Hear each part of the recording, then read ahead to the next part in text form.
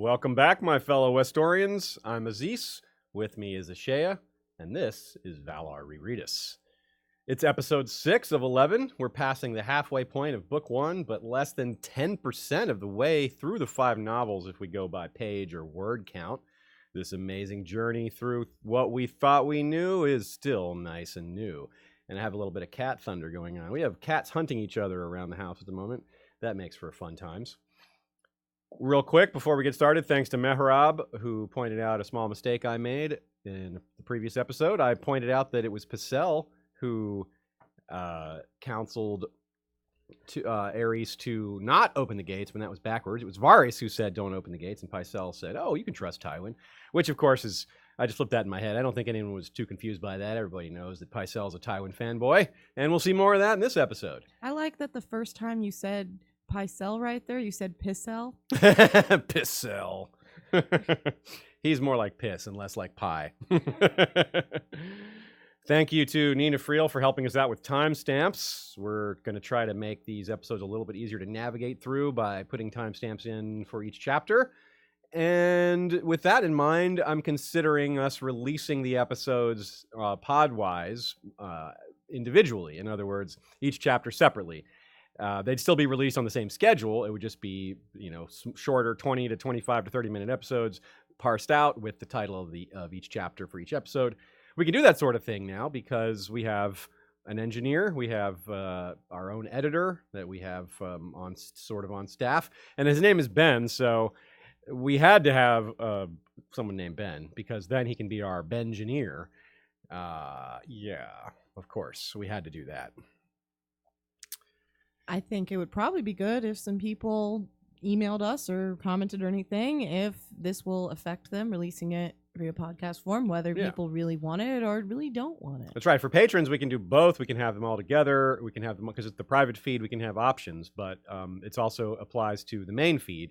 So yeah, let us know what y'all think about that. It wouldn't add any excess length really. There would just be the few seconds of intro music. So it really wouldn't space things out too much, but it would make things easier to navigate through, especially when you're coming back. If you want to check out a specific chapter, if you want to come back to it and hear our analysis of it, it might be a little bit of a hassle to find that amidst a bunch of episodes, even if we have the timestamps listed, which we do. But anyway, so yeah, let us know what you think about that. If we're going to change, we'll probably wait till Clash and implement it then, so we have time to think about it. Anyway, let's get to it. We try to keep the announcements short. Let's get right to the content. We've got this time Eddard 7. The gang finishes the tourney. AKA the one with the breastplate stretcher. Tyrion 4. The gang fights Vale Clansmen. AKA the one with Larry Moe and Curly. We have Arya 3. The one where Arya hunts cats and overhears Varys and Illyrio.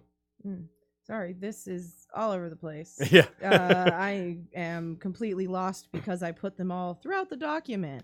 And the beginning of... If you're confused about why I'm messing up, it is because it is not in the document where it should be, but it's okay.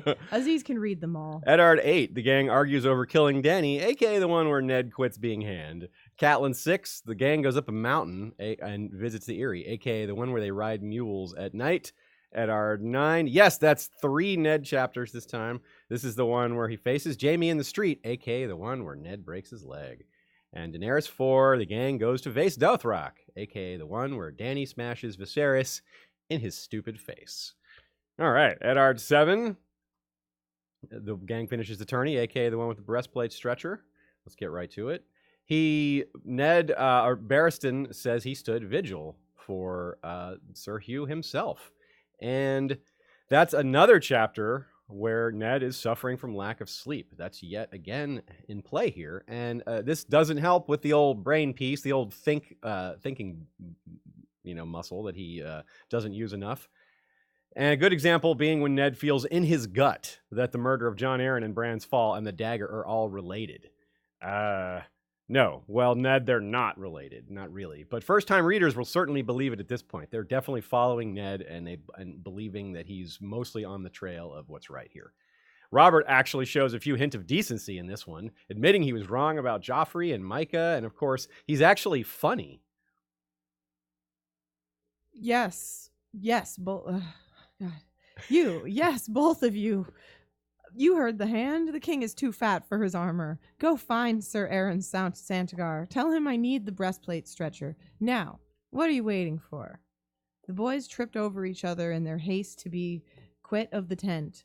Robert managed to keep a stern face until they were gone. Then he dropped back into a chair, shaking with laughter. Sir Barristan Selmy chuckled with him. Even Eddard Stark managed to smile.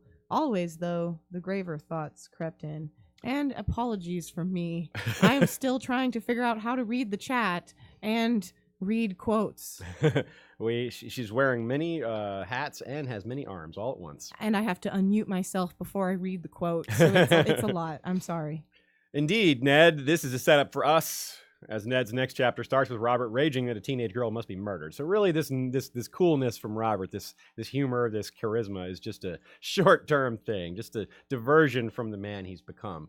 And these two boys are Lancel and Tyrek, both of whom have at least modest importance later.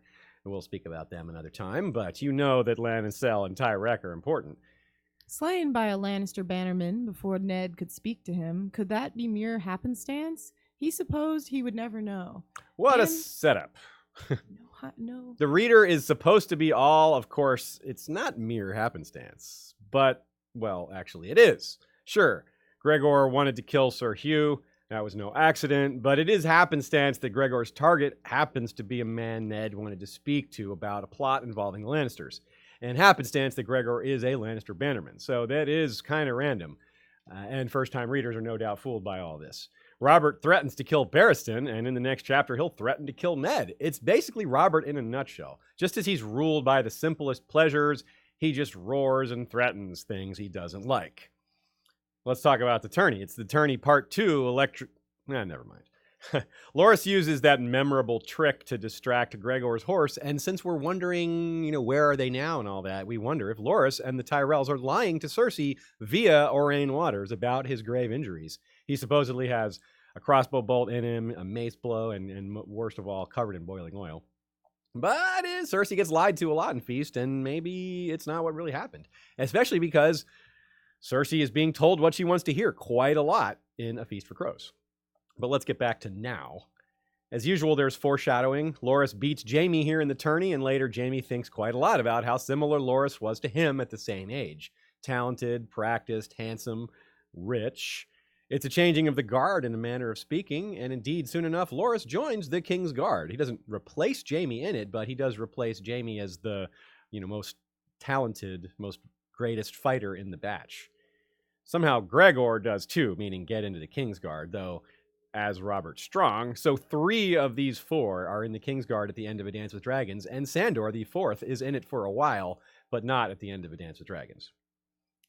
While Robert Baratheon is someone who threatens to kill when he gets angry, Gregor is more of the actually kill when he gets angry type, and he does get angry a lot. Gregor suffers from blinding migraine headaches, which fuel his killing rages. It certainly doesn't excuse them, but it does give him a little more characterization. He's one of the more two-dimensional characters, but even George's two-dimensional characters have other things going on that make them the way they are.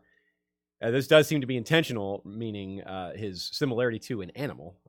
He's described as an animal so often, as a beast and things like that, or as a mountain, which isn't a human or a beast, really. So is Clegane Bowl a thing in the books? Obviously, having these two fight here reminds us of that possibility. It's really brief. Just because Loras jousting Jaime is meant to show that metaphorical replacement, it's not foreshadowing that they'll fight later. So I'm not sure what we're seeing here. I'm a bit dubious on Clegane Bowl in the books, but it's certainly possible, certainly not unlikely. And if Gregor versus Sandor here is meant to foreshadow that they'll duel later, this doesn't really hint at who's going to win. Perhaps because no one will. I mean, maybe that's a metaphorical statement on revenge. It isn't ever really a win when you achieve it. And I do love that Sandor kneels here as Gregor's blade passes over him when Robert yells, "Stop this madness." I think that's interesting. It always seemed a little strange to me that he knelt in response to that. And I wonder if that's, foreshadowing his later submission to higher ideals, perhaps even faith, as he lives on the Quiet Isle. For now. Well, for later, in Feast for Crows. The later, we'll have to see. Now, this event that Robert was talked out of, the melee happens with 40 fighters, and a few more names are introduced, like Thoros, and it's said that he has won melees before. He'll be pretty important later, too. And Anguy the Archer, who is loaded with gold, but not for long, and he's still alive now, too. If you recall, the last episode, I mentioned a episode that we would do called Where Are They Now? I decided to hold off on that because, well, I kind of goofed slightly. For one thing, the tournament wasn't over. I wanted to base it on the characters in the tournament, and, well, Sansa's part of the chapter was most of the tournament, but not all of it. So I wanted to make sure these other characters were included. Plus, we were rushing to leave for the convention in Nashville. So this time, we're going to record it immediately after this episode is over. We'll switch off the live stream, record that, and put it up. It's going to include all the characters in the tournament and mention where they're at now, whether the end of A Dance with Dragons and or the spoiler chapters. And, well, it's important to consider these because what we're trying to do is look at characters' full arcs, starting from the beginning. But if you can't recall where they're at the end of A Dance with Dragons and the spoiler chapters, well, then you don't know where they're at. You can't consider their full arc. So it's really important to refresh this. Now, with the major characters, you don't really need to be refreshed. But these small characters like Anguy and Thoros, especially characters that also appeared in the show, might have forgotten where they're at the moment. So look out for that. It'll be for patrons only, so good incentive to sign up if you haven't done so yet. All right, Ned goes back to the keep after the end of the tournament and the archery and all that and the melee. George R. R. Martin reminds us that though Ned has perhaps the best moral centering of just about any character, Ned is a rigid conservative thinker about a lot of other things. His inner thoughts on Syrio's training techniques are rather unenlightened. You don't really kind of shake your head at him with regards to that, especially because we know how well it works out in the long run for Arya. Maybe as a first-time reader, you might wonder, well, how well is this going to work out for Arya? But now you know, well, as far as a character, Arya's in dark spots. But as far as her skills, as far as her training, there's little doubt there. So Varys comes up, showing his amazing disguise skills for the first time and openly mentioning the Red Keep's secret passages. Something we'll see firsthand not long after in Arya's awesome chapter. Varys does an amazing job saying the right things to Ned. He's such a good talker. He shifts Ned's focus from the search for Jon Arryn's killers to the killers who want to kill his friend, which is a really good thing to do. It's smart, right? After all, Jon Arryn is already dead. Can't save him. Robert, however, can be saved. And it helps a lot that his interests align with Ned's. He wants Robert to stay alive as long as possible, and he doesn't want the Lannisters and the Starks fighting yet. He wants the fighting later. Also, we find that out a few chapters from now. It helps even more that Ser Gregor killed Sir Hugh. It gives Varys this ability to send Ned on a wild Hugh's chase. As we discussed already, Hugh's death was indeed happenstance as far as the conspiracies go. Varys tells us that the Kingsguard is a paper shield, a bit of foreshadowing for how much Robert's will is worse to them later, with Barristan in mind and all that. Sansa was off listening to a troupe of singers perform the complex round of interwoven ballads called The Dance of the Dragons. Gotta love that being included here. Very cool. I'd like to see a bunch of people dancing to the Dance of the Dragons. The Dance of the Dragons. Yes, actual dancing. The Dance of the Dragons. Yeah, of course, that's great foreshadowing. And you see that Barristan being mentioned here is important for the Dance of the Dragons. He's someone that plays on both sides. Coming up, perhaps, maybe, especially if he switches to young Griff's side, which is just a theory at this point. But regardless, he'll have fought for different dragons, even if they don't dance with each other. Some notes from Joe Buckley here, very on point. As always, check out his Isle of Faces podcast for Scraps and Scrolls, additional notes on the chapters that we've covered here on History of Westeros. I love that Joe points out how this is a flash forward to how Barristan will be standing vigil over Quentyn Martell much later in Dance with the Dragons. Speaking of the dance, right? And this also is, Joe also points out how much more guilt this piles on Ned. First of all, Ned didn't want the tournament at all. And then a young knight is killed in this tournament in his name. And of course, that's the point here, that Hugh is just a boy. That's how they look at him initially. They're seeing him as a youth. And of course, Ned and dead children is just this common theme back and forth constantly. And you just feel sad for him constantly. We're just finding more ways for you to feel sad for Ned. Joe also points out that Thoros survives the alliance breaking and makeshift war of the melee. It's like a microcosm of a Game of Thrones in a sense, because that's what we hear happens. Their people team up and fight each other and back and forth. It is really a very miniature Game of Thrones. It's really cool. So Joe wonders if this is a sign that R'hllor, or Thoros himself, will be standing strong near the end, or at least later when it's important. Good catch there, I got to say. Definitely, especially because we're looking at the joust results to see foreshadowing, so why not the melee too? Absolutely agree with that. Joe points out some signs of growth on Sansa's part regarding the Hound. She's already thinking he's going to win the tournament. Before, she was cheering Loras, and she was worried Loras would get hurt, but that's who she was cheering for. And now she's just maybe just a slightly more mature about it. After she had her chat with the Hound, she's like, well, this guy is serious business. He told me about knights and all that, and the fact that he's, hideous looking doesn't impact her opinion as much as it might have. Already she's growing. And what else do we have? Let's take a couple questions and then move on to the next one. I really do love that Robert uses the term kinging in this chapter. I'm going to have to try to use that word.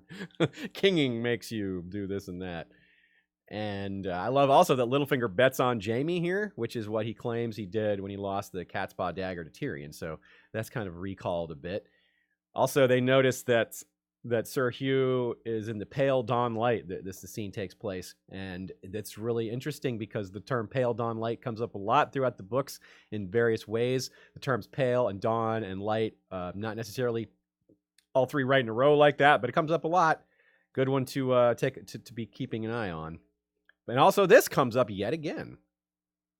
Oh, Cersei is lovely to look at, truly, but cold. Cold, yeah. Again, we have this coldness around Cersei. We saw her carved like a snow sculpture and with a face of ice. And here we have cold again. Just constantly the coldness of Cersei. Very interesting. I don't think it's such a theme in her POV later. I think it's more about her fieriness. You got her associated with wildfire in her eyes and all that. Do you think it's possible this is a, foreshadowing? It might be. I'm really very curious because it just keeps happening and it's not something I really paid much attention to before. So definitely curious what y'all think as well. It may foreshadow things that are coming much, much later for Cersei, or it may be completely faux. Yeah.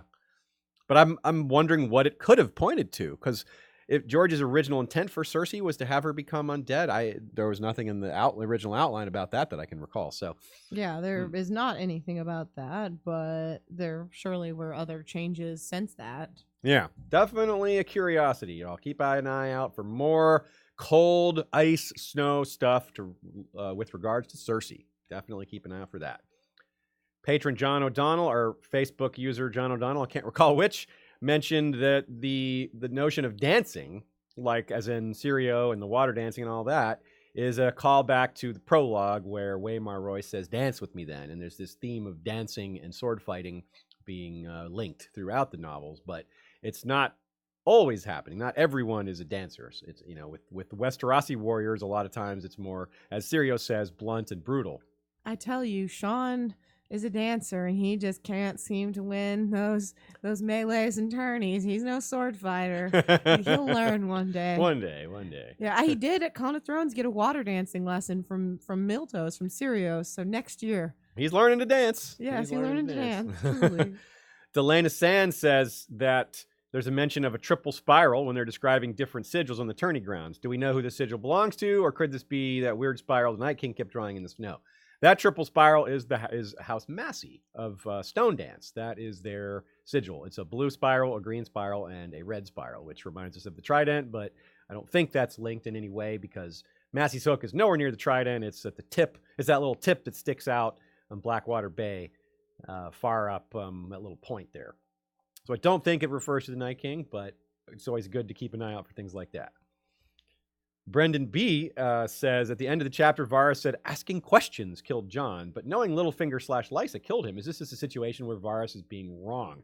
No, I don't think it's that Varys is wrong so much as that he doesn't know exactly what Littlefinger's up to. As he says to Illyrio in the Arya chapter we're going to handle in a few minutes here, the gods alone know what Littlefinger's up to. So he doesn't actually know what Littlefinger's motives are, but he's not wrong that basically being on the trail of Jon Arryn's murder is what got him killed. Or not Jon Arryn's, of the bastards is what got him killed. Because, well, Littlefinger did kill him. We're not sure why, but it is because he doesn't want that happening when it happens. So it's a little bit convoluted, but I don't think Varys is wrong. It's just a matter of him not having all the information. All right, let's do Tyrion 4. The gang fights Vale Clansmen, a.k.a. the one with Larry, Mo, and Curly. And of the three, only Larry, a.k.a. Larys, survives the first battle. But he dies in the next battle, or the one after. We're not sure which, but he definitely doesn't make it to the Eyrie. The other two are Curlicute and Mohor. Yep, there you go. Larys, Curlicute, and Mohor. A bit sneakier than the Muppet Tullys or the dance era, of the dance era, rather. But, you know, George loves to do that. It's also sneakier than the football references, but he likes to do that. Speaking of the dance, George manages to weave in some very powerful foreshadowing regarding what type of person Tyrion really is and how he will handle himself in the long run. This is one of those things we've been really looking out for. Let's call this section Tyrion's Revenge, and it's a theme we should have fairly high on our list in terms of what we're expecting from his future. As he stood in the pre-dawn chill watching Chicken butcher his horse, Tyrion Lannister chalked up one more debt owed the Starks. Now, I think this is foreshadowing. As we know, a Lannister always pays his debts, but not really, not in this case. When does Tyrion ever get revenge on the Starks? I don't think he does during his dance chapters. His hate is focused on his family and a lot of the other nobles of Westeros in general. I mean, he's not even really thinking about it. He certainly wasn't vindictive towards Sansa during their marriage. This line about debt may have meant more back when the plan, again, as we remind you, that he was going to burn Winterfell eventually. That would have really hit hard for paying a debt, wouldn't it? But instead, that job is given to Ramsay Snow. And this line about eating a horse is also followed by the talk of how Dothraki eat horses, which is another early tie-in with Dany's plots and the rest, but also Dany and Tyrion in particular. Now, this chapter does have other foreshadowing for connections to the future, not direct connections to Daenerys, so much as things he might do with her. For example, in return for Merlyon's taunts, he does something very brutal in return. Now, okay, Merlyon's awful, and he turns out to be even more awful as much later he's going to try to sexually assault Elaine/Sansa. But in return for mere insults, he hasn't done that yet. He hasn't done anything to Sansa yet. In return for just these mocking songs and words he uses, Tyrion, during the battle, after Merlion has already had a horse crash on him, during the battle, Tyrion does this. The singer's hand came crawling out from beneath the dead animal, scrabbling in the dirt like a spider with 5 legs. Tyrion put his heel on the grasping fingers and felt a satisfying crunch. Man, that's brutal. That was his playing hand. I mean, yeah, Merlion sucks, but he is destroying this man's ability to make a living just in return for a taunt. And how much like Tywin is that? That is pure Tywin. And it's get just a small insult returned with over-the-top violence, right? And hey, this is a bit of a theme, not just Tywin's revenge, but Tyrion being savage on a singer. In this case, in the next case, the one who blackmails Tyrion, well, you're going to blackmail the hand of the king. That you got it coming in that case. I'm not blaming Tyrion. I think had to do what he had to do in that case. But in this case, this is rough. So when Jenna Lannister later reveals that she told Tywin that Tyrion was the most like Tywin, we nod in agreement, don't we? But now, thinking about things like this, we nod in agreement with even more emphasis. It's even more emphatic of a nod, because this is crazy, right? When Tyrion pulls that trigger because his father still won't value him, and I mean that crossbow trigger, oh boy, like it all comes back to that, right? Or comes down to that, and all this builds up to that. Tywin was disappointed in his own father, too, don't forget. This is passing down across generations. It's another thing that he has in common with Tyrion. They both didn't like their fathers for very different reasons. And, of course, Tywin was a savage MFer. This is who we're dealing with, right? This is Tyrion. This is Tywin writ small. We need to be very clear on that here. So the things that Tyrion might do, just think about how angry he is in A Dance with Dragons about what Westeros did to him, about all the nobles laughing at him in trial and turning on him. And it's a lot worse than a little bit of a mocking song. It's way worse than what Merlion did. And if Tyrion has that in mind for someone with just mere mockery, what's he going to have in mind for the whole continent that did this to him? The damage he can do with Dany's ear, with her listening to him and him guiding her a bit, it's astounding, the potential here. So It's no sure thing either. Maybe he'll turn back from the brink. We don't know yet. But this is one of those things we're particularly sensitive to in terms of hunting here, clues. All right, let's talk about strategery. As Tyrion agonizes over his own failure to deduce Catelyn's plan, I wonder if he shouldn't have wondered at her choice like I do. It's fair to say Catelyn knew her husband's position as hand would help the situation regarding Tyrion's capture, which that's an astute observation there. And the move Cat made in tricking her pursuit by announcing Winterfell as a destination, that was slick. It helped avoid pursuit. But it sure does seem like the route she chose was just as dangerous, if not more so. Now, Tywin's men would not kill Catelyn. She'd be taken as a hostage. The Clansmen, however, they don't take hostages. So, that's one argument for why the Vale was more dangerous. On the other hand, when we get to the Vale a little bit later in Catelyn's chapter, we find out that the roads are more dangerous than they once were. So the current scenario of how dangerous the high roads are might be fairly recent, and maybe Catelyn just didn't know that. So I can buy that for sure. Maybe she just wasn't aware of the recent changes in how dangerous the roads were. Now, Tyrion's other strategy here, something else that foreshadows his skills in the future, he shows he's really good at winning people over even when in captivity. He ends up doing that with Mord not long after. But here, it's even more astounding in some ways, which is that he essentially recruits the best killer in the entire group to his side while a prisoner. Now, consider what he does at the end of the TV show. He's calling shots while in chains. He's running the Great Council, basically, while a prisoner. Now, compare that to scenes like this, where he's sort of in charge, or at least has power, even when he shouldn't, quote unquote, shouldn't. Check this out. Tyrion adjusted his stolen helm and took the axe from Bronn. He remembered how he had begun the journey, with his wrists bound and a hood pulled down over his head, and decided that this was a definite improvement. Lady Stark could keep her trust. So long as he could keep the axe, he would count himself ahead in the game. In the game. A game is lowercase here, but I think of it uppercase, right? And this theme just repeats itself, right, with Jorah. He works himself from a captive of Jorah to a member of the Second Sons. It's great, right? So he's doing all sorts of cool stuff. Wait, was it the Second Sons or the Golden Company? Golden Company, my bad. Golden Company. And he does this with... much later as well. He does this with Jaime. He does this with it's just a recurring theme, and I love it. I didn't piece it together with how much it might matter in the end for him, but now we have the show to maybe give us a little bit of a clue as to how much that matters. Now, some of this freedom that he's won is temporary because he's going to be taken right back away from him once he gets to the Eyrie, but then he'll start maneuvering his way out of that as well. Now he also here manages to sow some doubt in Cat's mind about his guilt, with a few cutting lines ending with the last lines of the chapter.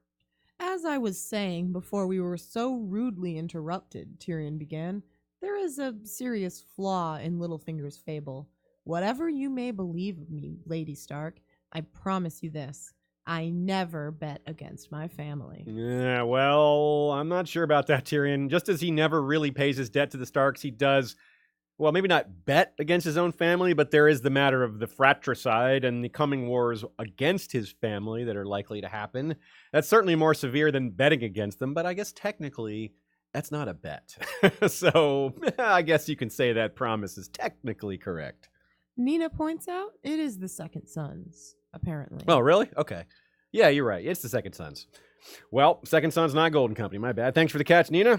I should have stuck with my first guess. Ink pots and all those guys. Hammer and Anvil, Nail, those guys. Those fun characters. So let's take a few more notes from Joe and some questions from y'all and see where we're at.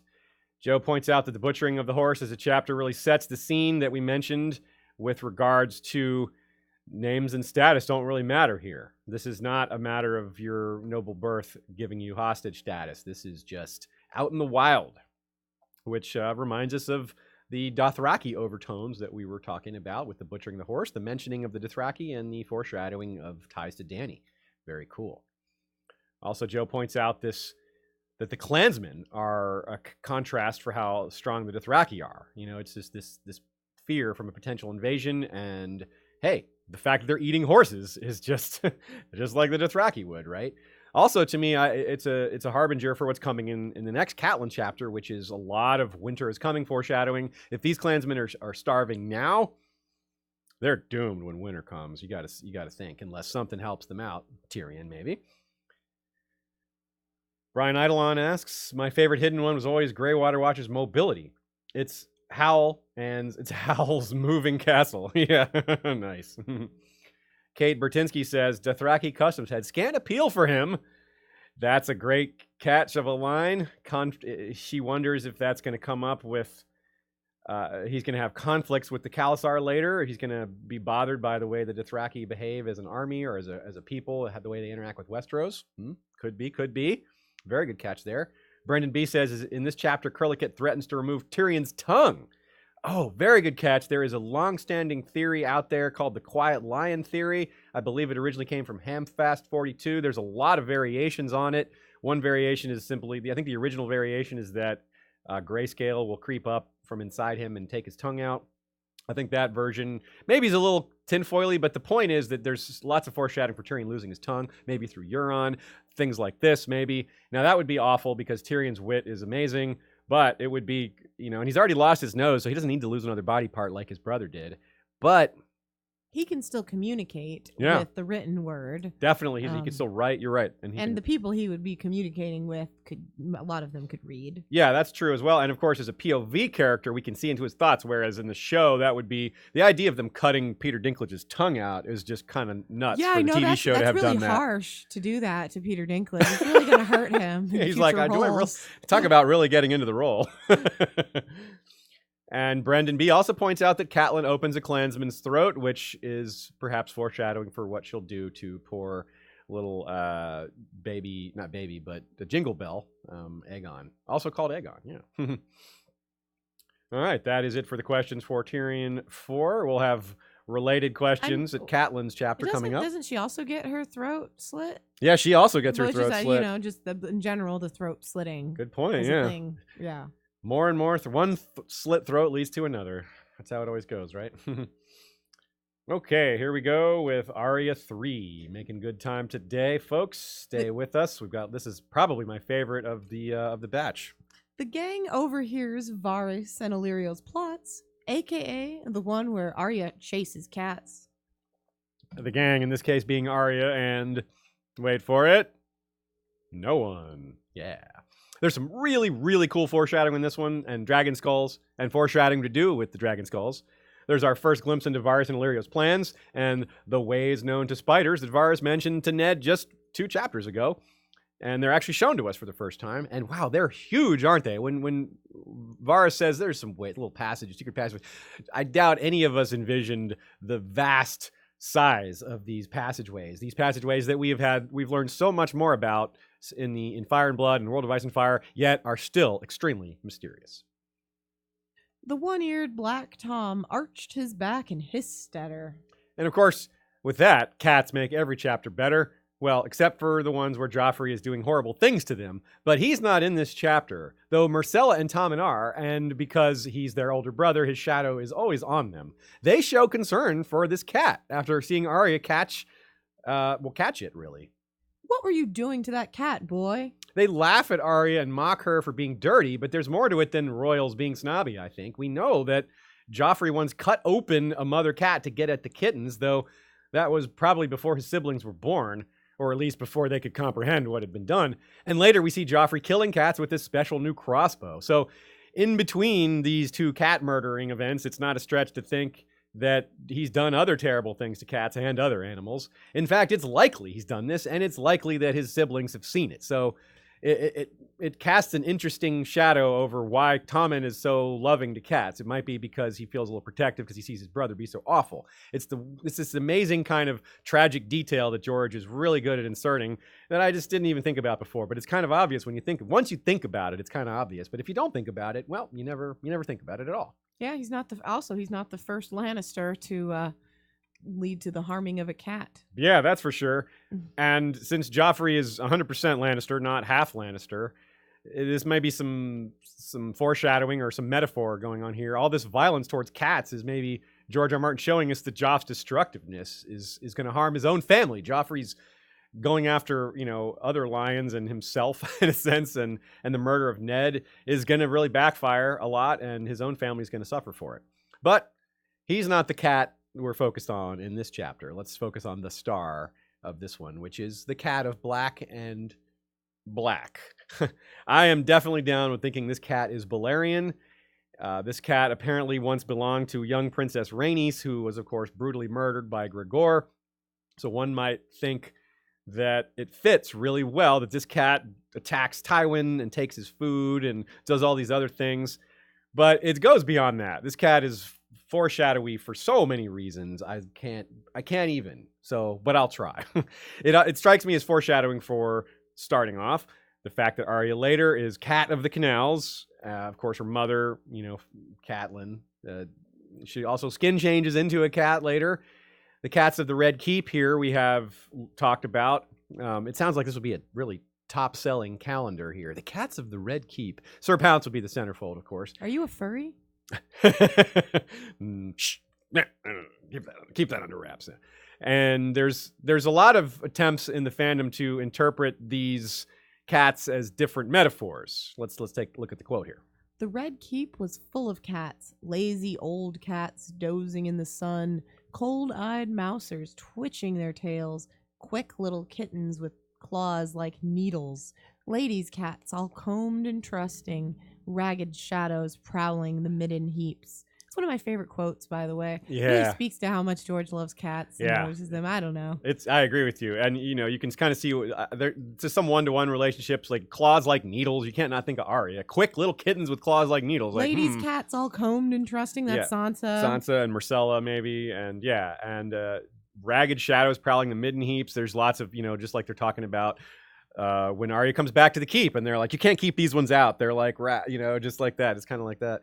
And then the cold-eyed mousers, people like Meryn Trant, whose eyes are dead and just ill in pain, people like that. The executioners, mousers, those are executioners, basically. And the lazy old cats, like, I don't know, Robert's kind of lazy. There's a lot of examples. There's a lot of older, lazy ones that aren't worried about things. So there's a lot of ways to interpret this, but I think this black cat is perhaps the most interesting of them all, even though it's a specific cat and the others are categories of cats. So let's think about this one. Categories? Oh, good one. Yeah, I did that one on purpose. A black animal with a maimed ear leading Arya around without exactly knowing where he's going? Hey, that's the Hound. He lost an ear fighting the Mountain's men. The leading Arya around without knowing exactly where he's going part, or at least going to different destinations, that needs no explanation. They traipse all over the Riverlands and change their minds about where they're going a few times. The Clegane Sigil is a black dog, after all, so you got black cat to black dog. I like it. He fits rather well in the chapter with shadows, right? We talk about shadows. Bran's chapter, it says a shadow with a face as dark as ash, and when Bran's having this coma vision. And beyond that, Balerion the cat and Sandor have other things in common. They're both angry and mean-tempered and hateful of Lannisters, right? Balerion the cat is actually nice to Sansa for a minute, many chapters later, and then just in the same scene he hisses at her, which is kind of just, that's how Sandor feels about Sansa, isn't it? He can't decide if he likes her or not. And the Hound also leads Arya to this place of death, the Red Wedding, though not on purpose. And here, Balerion the cat doesn't intentionally lead Arya down to the Dragon's Skulls, or does he? Now, we're not sure if that's intentional, but either way, he leads her to a place of death. All these skulls, a fair comparison to a place of death, I would say. Not current death, but certainly the slaughter of the Targaryens was a thing. And of course, more than that, it references the Doom, which, hey, well, the Faceless Men are likely responsible for the end of the Valyrians, so they're the ones who ended these dragons. There's your place of death again, killing the dragons, killing the Targaryens. But it's also a place of death thanks to Maegor the Cruel's murder of all the builders who made this place. In some of the rooms, the red stone walls would seem to drip blood. Yeah, whoa. That's so cool. And there are many times where the Red Keep's walls are described as the color of blood. In fact, in Ned's chapter coming up, it's going to happen again. But this is the only one where they seem to drip. I couldn't find the dripping description anywhere else when the Red Keep's walls are described, even when it's raining on the Red Keep. All right, so the skulls of black fire here. The cat leads her to even more foreshadowy things than I've said already. A host of dragon-related plots. It's foreshadowing shadows from the shadows or something. So, again, this black cat possibly has a little Targaryen girl's soul in her, skin changing, second life sort of situation. It leads Arya to these skulls that we first heard of in Tyrion's first chapter. And in this place, she hears two guys discussing restoring this cat's family to the throne, though we know they're not doing it as loyalists. They do not love the Targaryens. They're doing this for their own reasons. And there's a lot to say about this part of the chapter. A damn heck fine lot. This right here is so cool. We'll start with it. Yet somehow the monster seemed to know she was there. She could feel its empty eyes watching her through the gloom, and there was something in that dim, cavernous room that did not love her. So the skulls hate her, basically, and they would. As I just said, faceless men don't like dragons, but neither do dragons have any love for faceless men. They're still sore over the doom. Give it up, guys. That was 400 years ago. But the dragons don't love Starks either, right? Arya's own father helped overthrow them, after all, and that grievance is much fresher, to be fair. And among the dragon skulls, Arya hears these plans of Varys and Illyrio, which, as we've talked about, it must involve a hidden Targaryen, a.k.a. probably young Griff, though maybe Jon. Though, as I've said before, if Jon was their plan, we haven't seen any of that former foreshadowing to connect them. There's no hint that Varys knows who Jon is, though it's not implausible, but you would think there would be something to point those two together if that was the original plan. Because, well, you could say, well, maybe he just took that foreshadowing out. Well, how come all this other foreshadowing is still there then if he took that out? I don't know. It doesn't feel right to me. I feel like all along they had this. George had this plan for them to have a Targaryen pretender, even though he hadn't worked all the details of that particular pretender out. He hadn't given him the name Young Griff. He hadn't given him the name the Blackfires, any of that. But he had the seeds of that idea. On the other hand, if you want to believe it was Jon, if you want to consider that possibility, Arya brings that up near the end of the chapter. She's trying to relate all this to her father, and even though Ned isn't getting it, we can get it. And well, this is what she says. They said you had a book and a bastard, and if one hand could die, why not a second? Is that the book? Jon's the bastard, I bet. Now, just in the same way that Sansa's comment about he's nothing like that drunken old king got Ned to go, wait a second. This didn't happen here. Ned really could have been like, wait a second, bastard, book, killing me. I'm almost surprised he didn't react, because anything to do with mentioning Jon, like people were talking about Jon, well, that should make him nervous, because Jon is, his charge. He's terrified about anyone finding out who Jon is. So, but for some, it didn't trigger anything in him, partly because he doesn't take Arya super seriously. And also partly because he's really tired and distracted and, not at the top of his game. But it's either way, it's the same kind of clue. Sansa accidentally saying the right thing could have been what Arya was saying here. So when I'm saying that there's nothing to connect Jon to Varys and Illyrio, maybe this is it right here. Maybe this Arya's quote is exactly that. I don't know, and I don't know of anything else to back it up. Anyway. But we've already seen that Illyrio doesn't take Viserys seriously. So the idea that he's their plan, that they intend him to be something more than a smokescreen, just doesn't float. He just really looks like he's going to get himself killed. It's just so straightforward. The way he's talking about fighting Drogo and Robert. It's like, how is this guy going to survive? Illyrio didn't expect Daenerys to survive her trip on the Dothraki Sea. Why would she expect Viserys? Why would he expect Viserys to survive when Viserys is just not as fragile, or as fragile, if not more so, than Dany, but also just getting himself into so much trouble with his temper and his stupidity, which Dany didn't have that problem. So anyway, it's a bit of a conundrum, but I still lean very much towards the Fagon side of things here. Anyway, they don't take Dany seriously either, like I said, but they do start to, but that's much later. Right now, they're only concerned with her because of her pregnancy. That's the part that they think matters now. Anyway, get used to it, Varys and Illyrio. Dany is going to get you to change your plans several times. She is the main reason that the quote-unquote fat man's plans change, like the changing of, well, I forget the metaphor, changing of clothes or whatever he says. So Dragonbone is black, so the skulls are black. Varys and Illyrio applauding a return of the Black Dragon by the fire of their torches. Yeah, again, can't go too far with that. George hadn't yet come up with the name Blackfire, but he may have chosen the name Blackfire based on details he already put. He's like, well, what did I lay out here? What kind of detail did I set up here? Let me use that. He may have looked at this scene or other scenes and been like, Blackfire, that'll work. That'll fit what I've already put here. Maybe. Arya chasing a Targaryen cat takes us to really deep foreshadowing, like wondering if she'll go after Dany or Aegon VI. And her familiarity with these tunnels could come back around for her to execute that. Haha.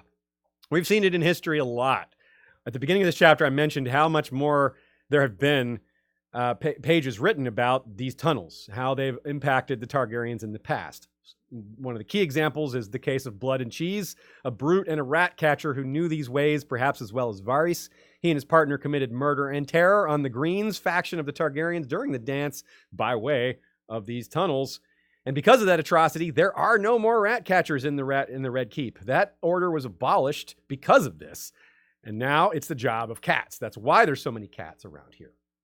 Someone using these passages for murder is a sure thing, right? It's happened already, and Varys has already done it, right? Varys has killed Kevin, and then Varys helps Tyrion kill Tywin. But I don't think it's going to be limited to that. Those were important deaths, but I feel like someone more important is going to die, and someone other than Varys is going to do it. And it could be Arya. And how could, you might say, well, how could Arya possibly navigate the deep darkness of the Red Keep's tunnels? Faceless men are pretty darn amazing, but they can't see in near darkness. They learn to use their senses when they're blind, though, don't they? They have other ways to compensate for lack of light. But Arya has a weapon that none of the faceless men have. Cats can see much better in darkness than humans, and Arya isn't just Arya the Faceless, she's also Arya Stark, who can skin change into cats, my fellow Westorians. What a weapon that's going to be for her as a assassin in the dark who can also use cat eyes, which the Red Keep is full of. So, yeah, she's going to look through Nymeria's eyes some more, but if she ever gets back to the Red Keep, I don't think Nymeria is going to be the one helping her navigate these tunnels. It's going to be these cats that she's already familiar with, that she's already skin changed into. And again, I'll repeat, she's already been foreshadowed as their time as the blind girl. And along with this theme of loss of sight, we have this theme of loss of speech. And it's not for her, but, well, Varys is evil. No, not just that. Varys is the devil. He add a D to evil and you get the devil. And Varys has no D, but he is the devil. With apologies to Ellaria Sand and maybe Tyrion and a few others, one of the most changed characters in terms of ideals and morality is the Spider. He is really overwhelmingly interesting. Now, when I call him evil, that doesn't mean I don't like him. I like Victarion. I certainly don't think he's a good guy. I just think he's an interesting character. I can't wait to see what Varys does out in the open when he's able to work his magic without having to hold back. He doesn't have to play the Spider and play both sides and be, oh, woe is me. When Aegon VI is openly king and Varys is openly his master of whispers, he can do all sorts of stuff out in the open without subterfuge. He's been preparing for this for a long time, and we've been preparing for this for a long time. I am so excited to see Varys work his non-magic magic.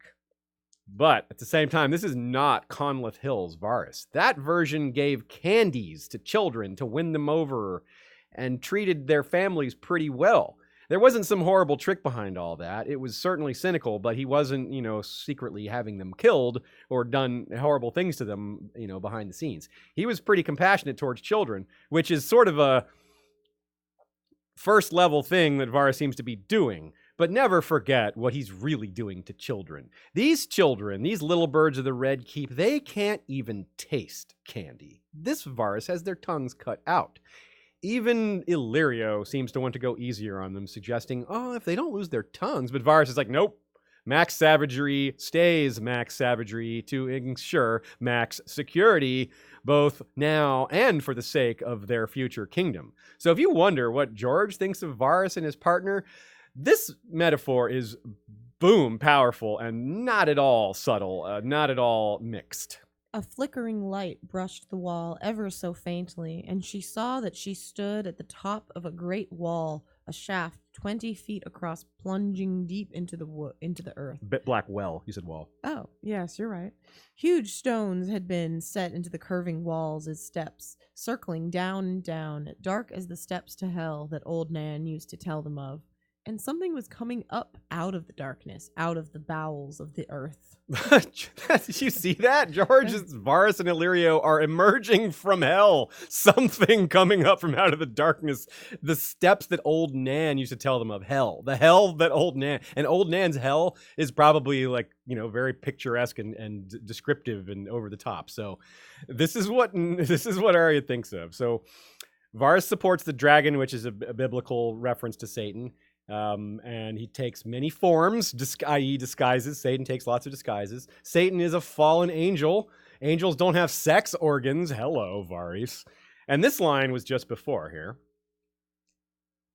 If the room with the monsters had been dark, the hall was the blackest pit in the 7 hells. George is flat out saying the dragon skulls are scary, the dragons are bad, but this is worse. This is Varys and Illyrio. They're worse than the dragons. That's Arya's introduction to Varys.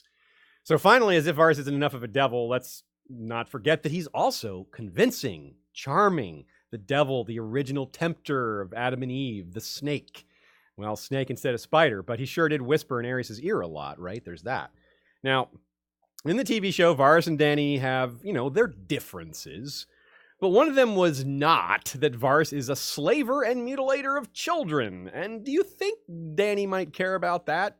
Yeah, because I certainly do. I think we can agree that Dany will not be so thrilled with that part of Varys' arsenal of tricks. Speaking of tricks, George R. Martin tries to trick the readers here with the phrase, if one hand can die, why not another? First-timers for sure will think these two were involved in Jon Arryn's death, which makes it so convoluted. Like, how many different people were involved in Jon Arryn's death? But I don't think that's what's happening here. Illyrio isn't talking about, why don't we kill another one? Why don't we killed one, why not another? He's just saying he's referring to how it impacts their plans. Killing off an old man is easy for them. The difficulty of killing someone isn't the task here. That's not the problem. Varys isn't objecting because it's hard to poison someone or hard to kill someone. That's not the issue. He's saying, hey, so a hand died not long ago, and it didn't cause any issues for our conspiracy. It actually helped because we didn't want the Lannister incest exposed yet. We want that later. So why can't we just kill this hand and expect a similar result? Varys, of course, says, no, it's not that simple. This is not an old man. This is, it's a second death of a hand instead of just one. And, that will cause, and it's Robert's friend and all that. So there's a lot of different things that Varys points out. He doesn't directly point them out, but we can understand where he's coming from. It's certainly fitting for Illyrio to not know a lot about Ned Stark, though. He just showed up in the capital, Ned, and Illyrio too, I suppose. Now, it's funny that Arya takes them literally and thinks of Varys as a wizard, given his hatred for magic. And she can't recognize him due to his skill at mummery and disguise, because he's just so good at mummery and disguise. And who could possibly ever hope to exceed Varys at mummery and disguise? There's no one I can think of. Yeah, Arya is going to be way more skilled than Varys is, and Varys is really good at it. So that's exciting. And that the fact that Myrcella and Tommen see Arya as a boy earlier in this chapter is pretty interesting because it's going to keep happening and with intent. Right? Arya is going to pretend to be a boy more than once, and she's going to be fine with being mistaken for one. In fact, she's mistaken for a boy later in this chapter, not just at the beginning, but also at the end. And she is, as we know, someone who looks like Lyanna, and Lyanna famously pretends to be a man much earlier, as the Knight of the Laughing Tree. Well, probably. That's probably her anyway.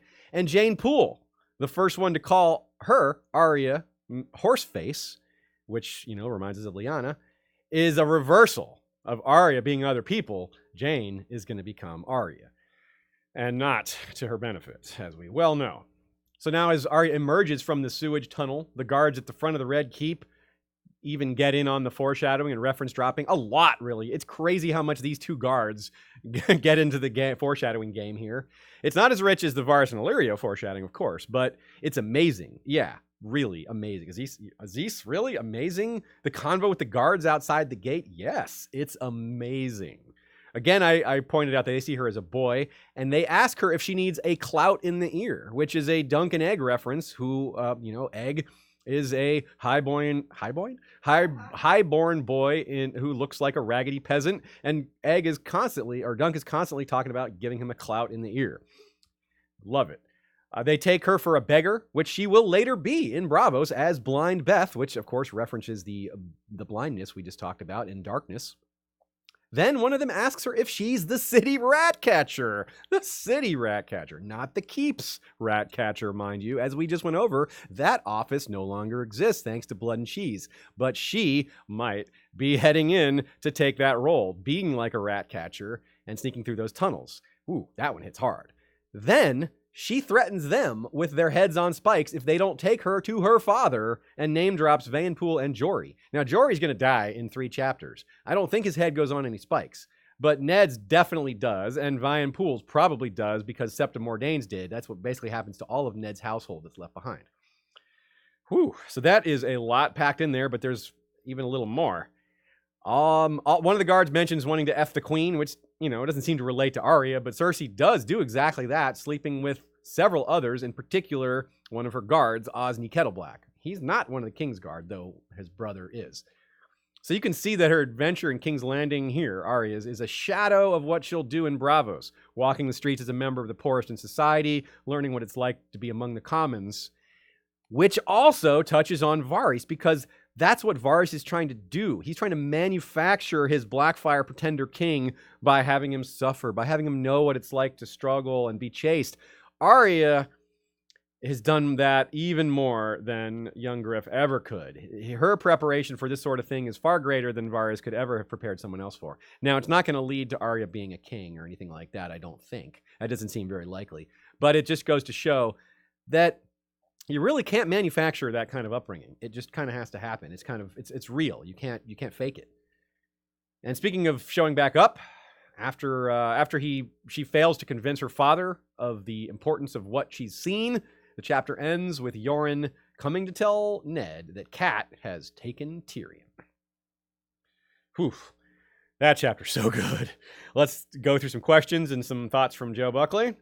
Syrah's lessons sets up Arya constantly repeating mantras and prayers to herself. It's a big feature in her arc later. Yeah, this is the first time where she's just doing it a lot. I don't think she does it at all in her last chapter, but between Arya 2 and Arya 3, there's been a lot of her. It's implied that she's had several sessions with Syrio. This sorcerer joke about that Illyrio makes to Varys is hits harder now that we know that it's how deep that joke runs, because you got to assume Illyrio knows about the sorcerer cutting Varys's parts off and making a spell. So that's a very cutting humor, no pun intended. Wait, pun intended, yeah. Joe says that Ned probably should have taken Arya a bit more seriously based on all this stuff. And yeah, I definitely agree, as I pointed out, that some of those things that she said were just too poignant for Ned to have ignored, but Ned's tired and distracted. The line, "You have danced the dance before, my friend," is something Illyrio says, and that is a very cool reference to the Dance of the Dragons, which we're certainly headed for, very likely, with young Griff versus Daenerys. And, well, that's the Dance of the Dragons. You got Targaryen versus Targaryen. So they've danced it before, and, well, they're going to be dancing it again. Not entirely clear whether they're talking about Jon Arryn or Jon Connington, but it doesn't really matter. The point is that the dancing is coming, and it has happened before. History will repeat itself, and we get to be the beneficiary. Here's another really good catch by Joe. It involves a quote. "Sometimes she would hear her father's voice, but always from a long way off. And no matter how hard she ran after it, it would grow fainter and fainter until it faded to nothing and Arya was alone in the dark." Yeah, chasing Ned's voice is kind of harkens to his coming death, but also to going forward in life as they move away from their father's protection and try to remember his lessons and what he sounded like and looked like and all that.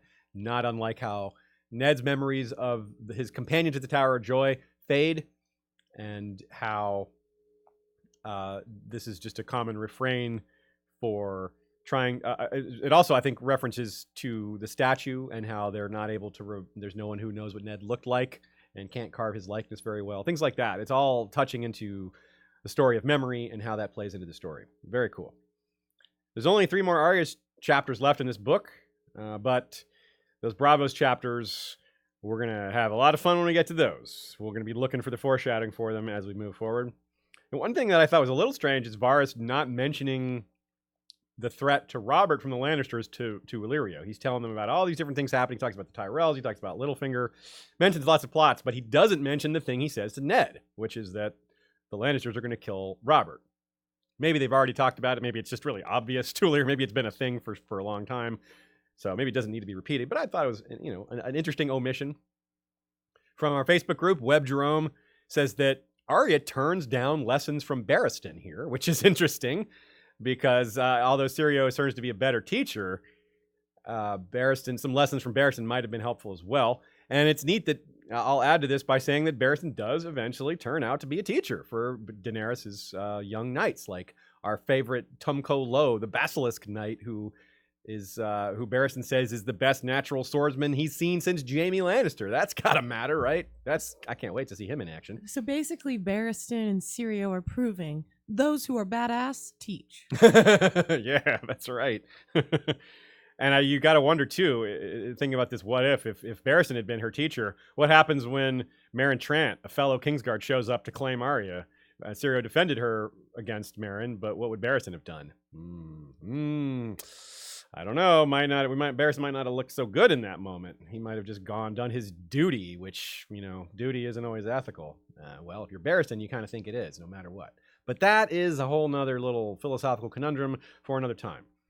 Now, it's interesting to think about the Dothraki, quote, doing things in their own time versus this whole talk of the delay and getting things to line up properly. So it's almost as if these concepts need to be considered together and how they work. So I think that's neat to consider the Viserys' impatience and the Lannisters and Starks going at each other in light of both sides of Varys and Illyrio and how they're trying to juggle.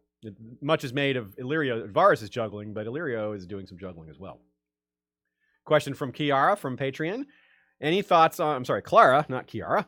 Any thoughts of Arya literally throwing herself into a dragon's mouth in this chapter? What also stood out to me was the remembered dream of her getting lost in the Red Keep and Endless Stone Maze, which has a similar vibe to it as her sneaking through Winterfell in the season 8 of the TV show. Very cool, actually. I'll answer the second part first. Definitely didn't think about that.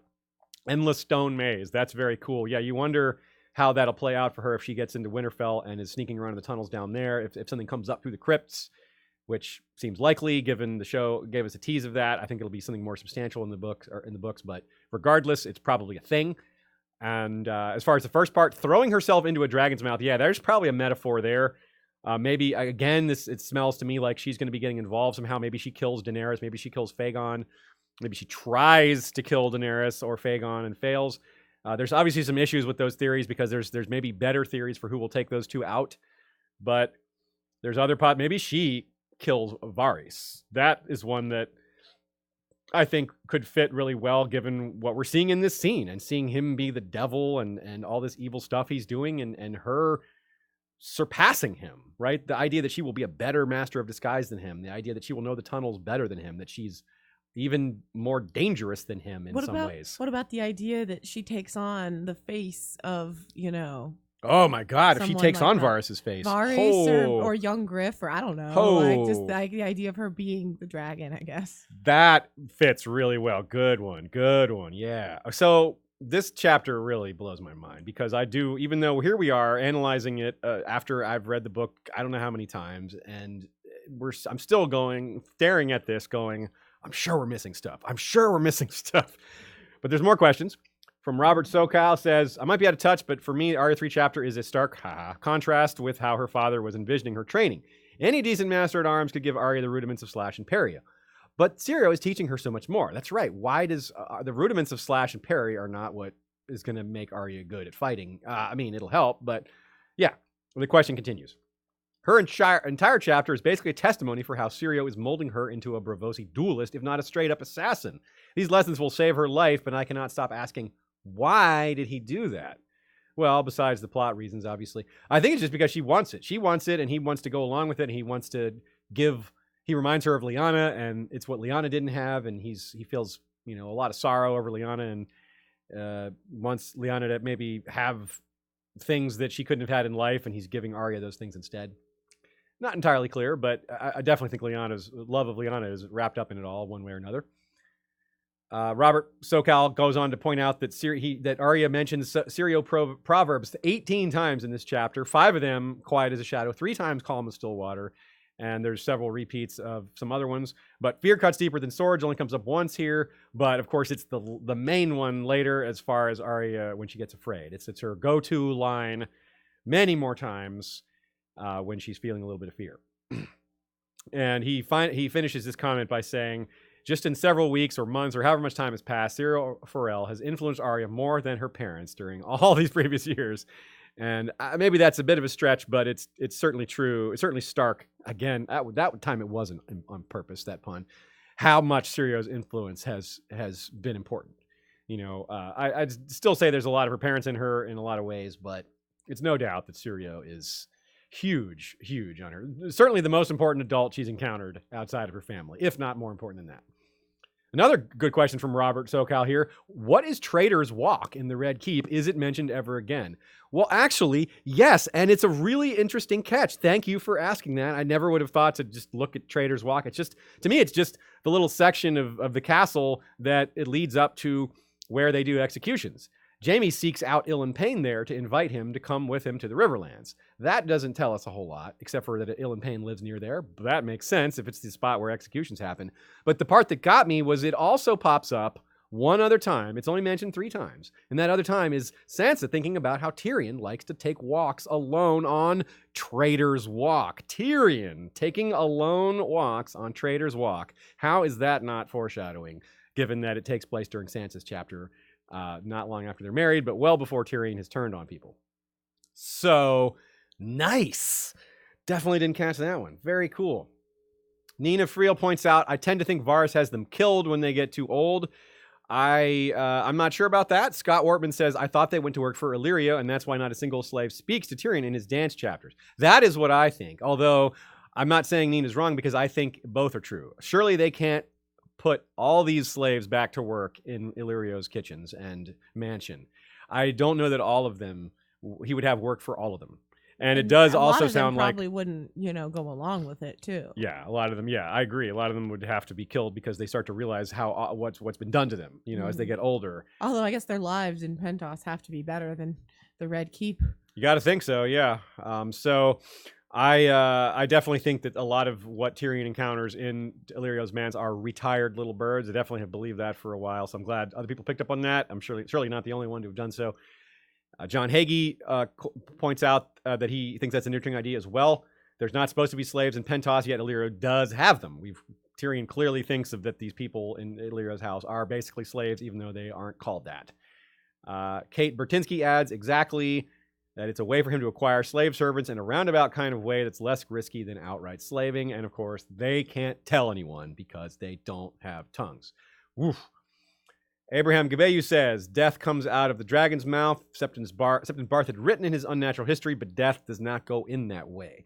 Yeah, well, Arya jumping in, you wonder about that. I don't think that's foreshadowing for her death, but it could be. We do see a young dragon, I believe, killed by being killed in the speared through the mouth, like a young dragon can maybe be killed that way. But yeah, I don't think I don't think that would work on one of the bigger adult dragons. Like, I don't think we'll see Arya jump into a dragon mouth like, say, Jonah jumping into the whale and killing it from the inside. But hey, what do I know? I haven't read those pages yet. They haven't been released. Thanks to Abram for that question. Abram, questions come from here, but also from Flick. I want to remind you all that there are great discussions happening about all the chapters on Flick. The link is in the video description, as well as the pod description. Eddard 8. The gang debates assassinating Dany, a.k.a. the one where Ned quits. Robert, I beg of you, Ned pleaded. Hear what you were saying. You were talking of murdering a child. Rarely does a first line in a chapter capture the chapter in a nutshell so well. It's the current problem and the old problem between Robert and Ned. The arguing over killing of children, not just children, a Targaryen child.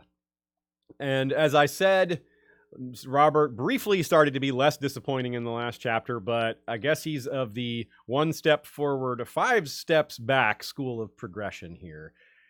Really, nothing goes worse than this. I mean, Ned is just so disappointed. He really thought that Robert was a different man, and nothing proves him wronger than this scene. Immediately after Arya's chapter in the tunnels, where we get some Faceless Man foreshadowing and discuss whether she might come for Dany, we have the council discuss that exact same idea, sending a Faceless Man after Dany.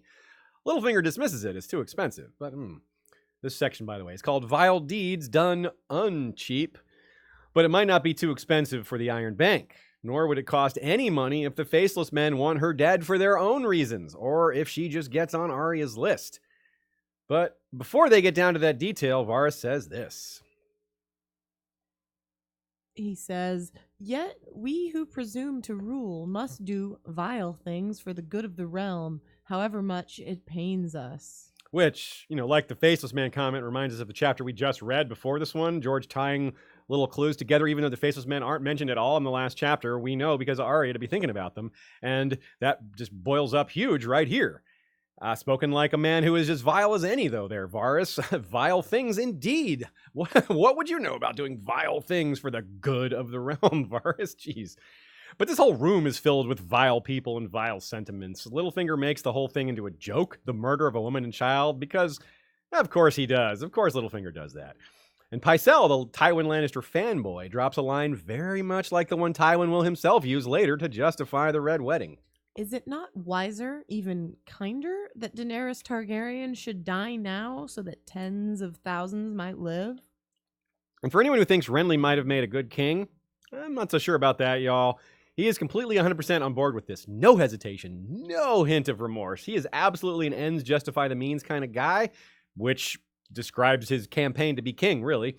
He thought, oh, Stannis is terrible. Everyone else is terrible. I would be the best king. Thus, I'm the one who deserves it. That's basically his argument. He's basically agreeing with Pycelle and backing his brother, which is a big important thing here. Backing his brother is really important. He's still trying to scheme to get rid of the Lannisters. Recall, he's not making himself king at this point, not yet.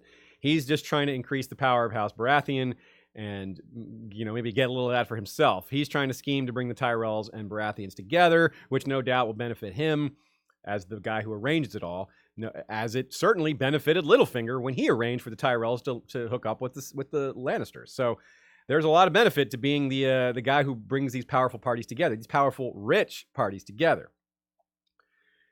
So he might be thinking he can still spin things to that. He might be also thinking, Renly's angle is really interesting here. He might be thinking that he can make Robert look like the good guy in the long run here.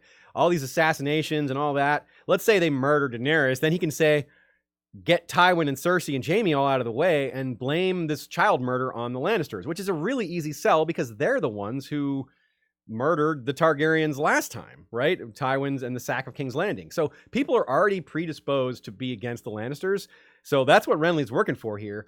And the guys over at Nauticast pointed out very smartly that the Tyrells are arguably more powerful than Lannisters in the long term. They're richer and, or at least as rich or close, and haven't had their armies brutalized and haven't built up all this hate. Tywin's legacy does not impact them the way, it doesn't impact them at all, really, except as long as they don't get too close.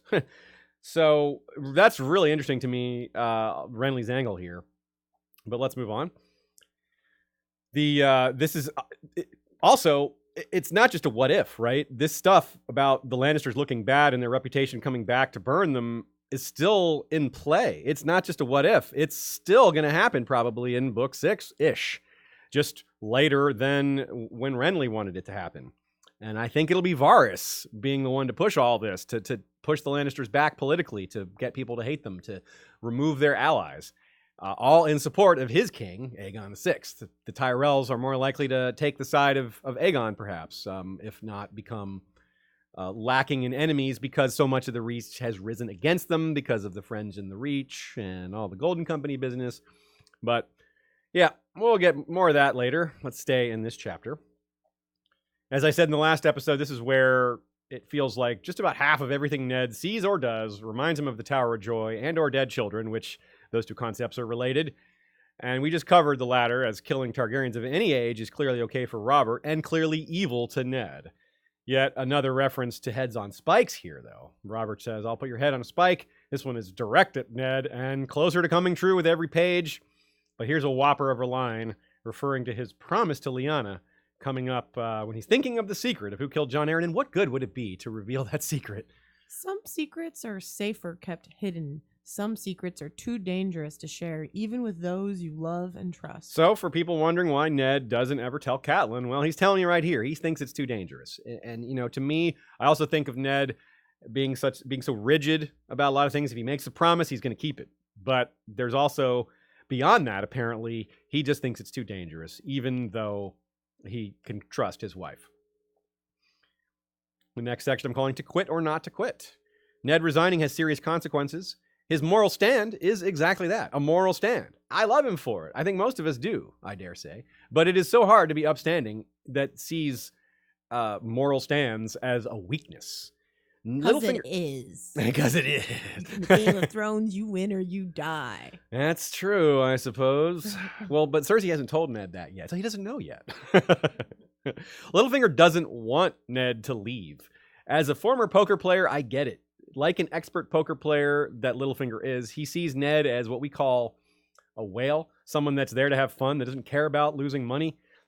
Of course, Ned's not having fun, but he's basically that clueless poker player that is just donating money to all the other players at the table because he has no idea what he's doing. He's not there. He's not really playing the game, right? Ned doesn't like the game, but he is playing it. So Littlefinger wants him to stay, like anyone would want a bad player to stay at their table to continue losing money. It works perfectly, too, as Ned thinks to himself. He was not free yet. Until he was, he must play their game. He must play their game. So, hey, that poker metaphor works really well. Then Littlefinger pretends to tell us, almost, what's going to happen when Varys puts out that killing Dany earns one a lordship. Let some sellsword drunk on visions of lordship try to kill her. Likely he'll make a botch of it, and afterward the Dothraki will be on their guard. Close, but not quite. It won't be a sellsword, but drunk is a sneaky term to use here since the wine seller tries to poison her, and he does indeed make a botch of it. Varys is the one to suggest poison, too, and he tells us what's going to happen to that wine cellar before it does. By now, the princess near Vaes Dothrak, where it is death to draw a blade. Oh, nears. By now, the princess nears Vaes Dothrak, where it is death to draw a blade. If I told you what the Dothraki would do to the poor man who used one on a Khaleesi, none of you would sleep tonight. Yeah, you definitely don't get much sleep being dragged naked while tied to a horse, but you do get much dead. So, yeah, that's pretty rough, right? And the Dothraki, he's also wrong about the Dothraki being on their guard. It's more than that they're on their guard, it's that they're like, oh, we're coming to Westeros to kill all y'all now. So, yeah, close, but it's actually worse. So unfortunately, we now have to face awkward questions in the fandom like, was Robert right? Because, hey, if he had killed Dany, then none of this would have happened. Show Dany does that dark turn, and maybe that justifies killing babies, because this is a fantasy setting and prophecy is real and all. No, I'm going to continue saying no to that one. Robert was not right. But funny, though, he does call Rhaego dragon spawn, which, got to give Robert that one. Rhaego really did come out as dragon spawn. I think spawn is the appropriate term. And one of the things Ned warns says, we don't need to do this. What if it's a girl? What if it dies in infancy? And that's the one that happens. One of the contingencies. It did die in infancy. And yeah, I think you're okay with me calling it, because what the hell was that thing? But as we know, the opposite of this intent actually happens. Pay attention to the fates of those who dare strike at children in A Song of Ice and Fire. George R. Martin is not kind to child killers. Sure, a few of them get away with it, but look, just pay close attention. You'll see what I mean. Robert is going to suffer quite horribly before his own death, and of course, far worse, the failed assassination actually triggers Drogo's Oath of Revenge, which does come up way short, but leads to Dany hatching the eggs.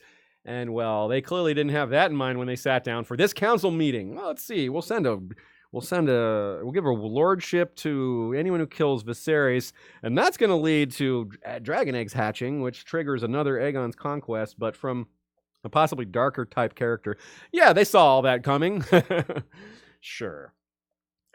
Ned could have the biggest ever I told you so if he and, all these other characters were alive, but of course, only Littlefinger, Varys, and Barristan are alive out of these characters. Renly, Robert, Ned, and Pycelle are not. But what a big I told you so. Like, I told y'all not to send this assassin after Dany. Look what happened. Because of you, there's dragons in the world now. Because of you, there's a Dothraki invasion coming. Because of you, blah, blah, blah. So, yeah, Ned's not the type to gloat, but I will gloat for him. Robert also says, have the rest of you mislaid your tongues? Which is quite a choice of words immediately after that Arya chapter about little birds. So yeah.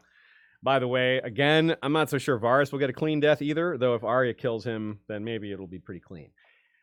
Still, the biggest murderer of kids or torturer of kids, arguably, is Varys, and if he gets off clean, that'll be too bad. Now, Dany slaying the lie of Aegon VI, aka young Griff, could be a thing for sure.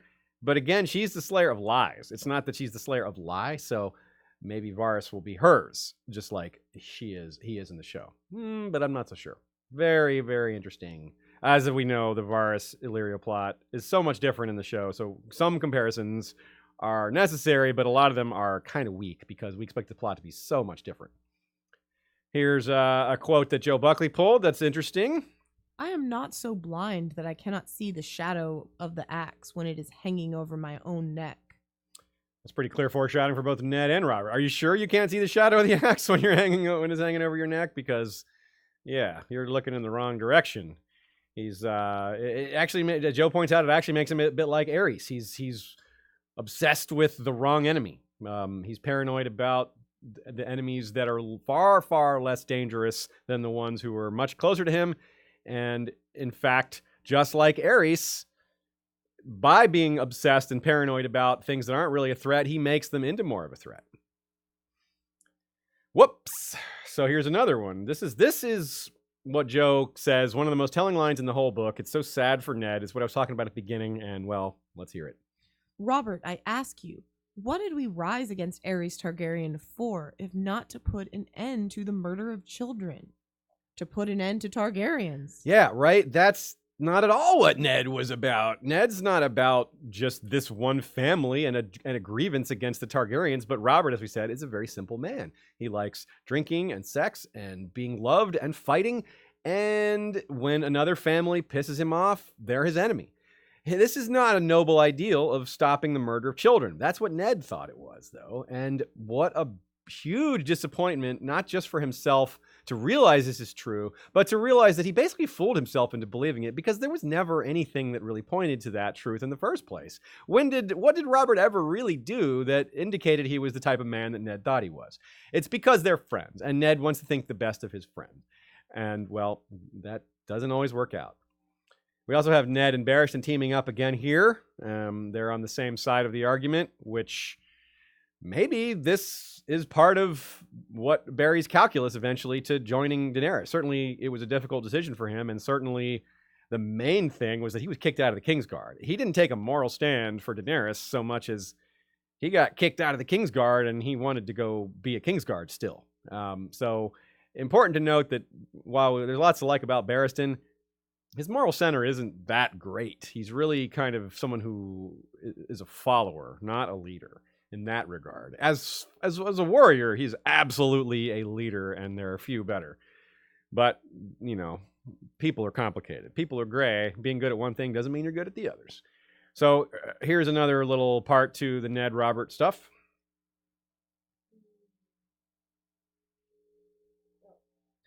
Do it yourself, Robert. The man who passes the sentence should swing the sword. This is a bit of Bran foreshadowing indirectly here. This is the same lesson he taught Bran back in chapter 1, and it's teaching him how to be a king. This is him instructing Robert on how to be a king. He a minute later, he says, "Did you forget that I'm king?" He's like, "No, did you?" Which is just wonderful shade from Ned. Ned isn't exactly the kind of guy you think of as being such good at wordplay. In fact, he thinks of how he doesn't have patience for wordplay, but when he's fired up like this, he gives pretty some good zingers there. But more to the point, he's teaching Robert how to be a king, and it's the same lesson he taught Bran. So very good catch by Joe there. Also, kind of funny, quote unquote, that this is the first mention of Roose Bolton having him executing Barristan Selmy. He suggests that Barristan be put to death. That's Roose for you. A great way to lead into that character. It's also funny that Pycelle suggests that poison is a coward's weapon and that it shouldn't be how they kill Dany, but then turns around to suggest the faceless men who use poison all the time. So, right on, Pycelle. You do not know what you're talking about. Faceless men are cowards. Bring it on. And from Facebook, there was a discussion in our, of course, every chapter gets posted in our Facebook group, which I highly recommend you come join those discussions. And each of those discussions is colored by a wonderful piece of fan art that is chosen by our Facebook mods. But of course, if you are not on Facebook, which many people aren't, join Flick. Yeah, lots of ways to discuss these chapters. And this is one of the discussions on Facebook was how Ned is just being the stereotypical second son again, refusing the evils of power rather than wielding it to do good. Well, yeah, very much so. It's kind of like what we talked about before, how he needs to be more like Cregan, how he thinks about how Brandon would have handled this better. Brandon having more of a aggressive personality of a wielding power kind of thing instead of a holding back power kind of thing. All right, some questions from the chat. Nina says, our cats are yelling at each other. Nina says the Tyrells aren't richer than the Lannisters. No, that's technically true, but I don't think it's true in the sense of how much wealth they can bring to bear, depending on where loyalties fall. Because you will see this in all the replies that I included. Yeah. Resources. We have resources due to wealth due to resources, which that includes things like money. Money. Wealth includes money. Really? No, I meant food. And the ability to produce crops, which is going to be even more distinct as winter moves farther south. The western fields will be wiped out sooner than the Tyrell fields, and also of import, Robb, his army did quite a bit of destruction to the Westerlands and their farms. So I think in non-wartime things are a lot differently, but I think as things are, the Lannisters have less wealth to bring to bear, and that's getting worse all the time. They've lost more soldiers. So I'm not talking about pure money when I say richness. John Hagee points out the thing about food. Kate Bertinsky says the thing about the Reach, and of course the High Towers as a vassal house, and the Red Wines, which that's why I was bringing up loyalty. If the Red Wines and High Towers are loyal to the Tyrells, which is highly questionable, but if they're not, then that's, the Lannisters don't have bannermen even as close to that level of power as the High Towers and Red Wines. And Brian Eidolon says the Westerlands analog for the High Towers and the Red Wines, the Rains and Tarbecks are gone now. Yeah, I'm not sure if the Tarbecks were ever quite that powerful, but the Rains absolutely were. And Abort Consciousness points out it says Slayer of Lice. That's good. Yeah, maybe Dany just heard wrong. It's not Slayer of Lies. It's Slayer of Lice. That's what it is. Yes, lots of lice down below the Red Keep. Brian Eidolon also points out a little Greek mythology here. The shadow of the axe over the neck is a half reference to the sword of Damocles, which in the context of a king who's gone from fat to feasting and drinking has extra significance. Great catch there. We know George is a big fan of history and mythology, and he loves to stick those references in there. And I'm a fan of history and mythology too, of course, but there is no way I could possibly catch all of that. I'm not certain cultures' myths I know better than others. And, that's why we do these things partially live, to help you guys fill in the blanks where we leave them. All right. That is that. Let's move on to the next one. We've got Catelyn VI.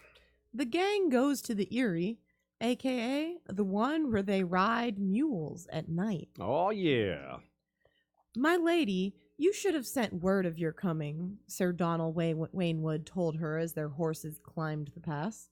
We would have sent an escort. The high road is not as safe as it once was for a party as small as yours. Ned's captain of the guard after Jory is killed in the next chapter is Alan, and then Alan runs off and dies with the Brotherhood Without Banners. But after that, it becomes Hallis Mullen. And Hallis Mullen is known for stating the obvious. And he is, in fact, captain of the guards who states the obvious. So he is Captain Obvious. And I never noticed that before, and it almost makes me cry tears of joy to realize that a wonderful pun was hidden for so long and I never noticed it. Thanks, Captain Obvious, for pointing that out. So this Sir Donald guy, though, he's out to achieve an even higher rank in the Obvious army because Captain is just not high enough for him. The high road isn't safe, you say? Yeah, I think we know. But he does say as it was, which may suggest that Catelyn had good reason to think the route safer. Maybe the route only recently has become unsafe, but it's unclear. In any case, they arrive in terrible shape, and obviously when you arrive in terrible shape, the first thing you want to do is head up the mountain on an extremely narrow and steep path at night. That's exactly what you're rushing to go do. But at least we get to meet the Blackfish, and outside of characters, George R. R. Martin gets to go off describing the Vale in all its beauty.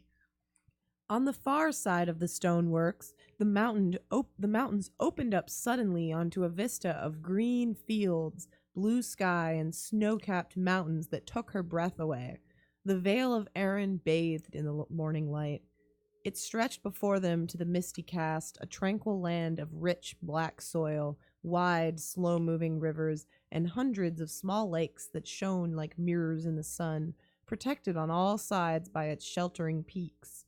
Wheat and corn and barley grew high in its fields, and even in Highgarden the pumpkins were no larger, nor the fruit any sweeter than here. I wonder what the best comparison in location for the Vale is. I'm not sure. Yeah, I'm not super well aware of like where the great farmlands are in the world or where they were if they're not there anymore. Certainly in some cases you can just tell by population size. Generally large populations mean they can feed a lot of people, but that's changed over the years.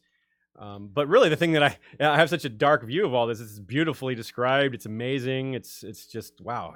Wouldn't you want to live there or at least see that? But I just look at that and go, winter's coming. All that's gonna freeze. Those little lakes, they'll be shining for a different reason. Slow-moving rivers, you say? They'll be quite a bit slower when they're frozen. Alyssa's tears may freeze on her cheeks, but the Blackfish won't freeze so easily, and the river he escaped in moves fairly quickly. He is most surely going to fight against the Freys and Lannisters, but humanity needs him against the dead as well. I definitely wonder. Blackfish, here we go with the Blackfish. It's great to meet him. And again, remember the show did him dirty. What was that weird-ass last stand he took at River Run? What is that all about? Why would he do that? No, the Blackfish lives to fight on.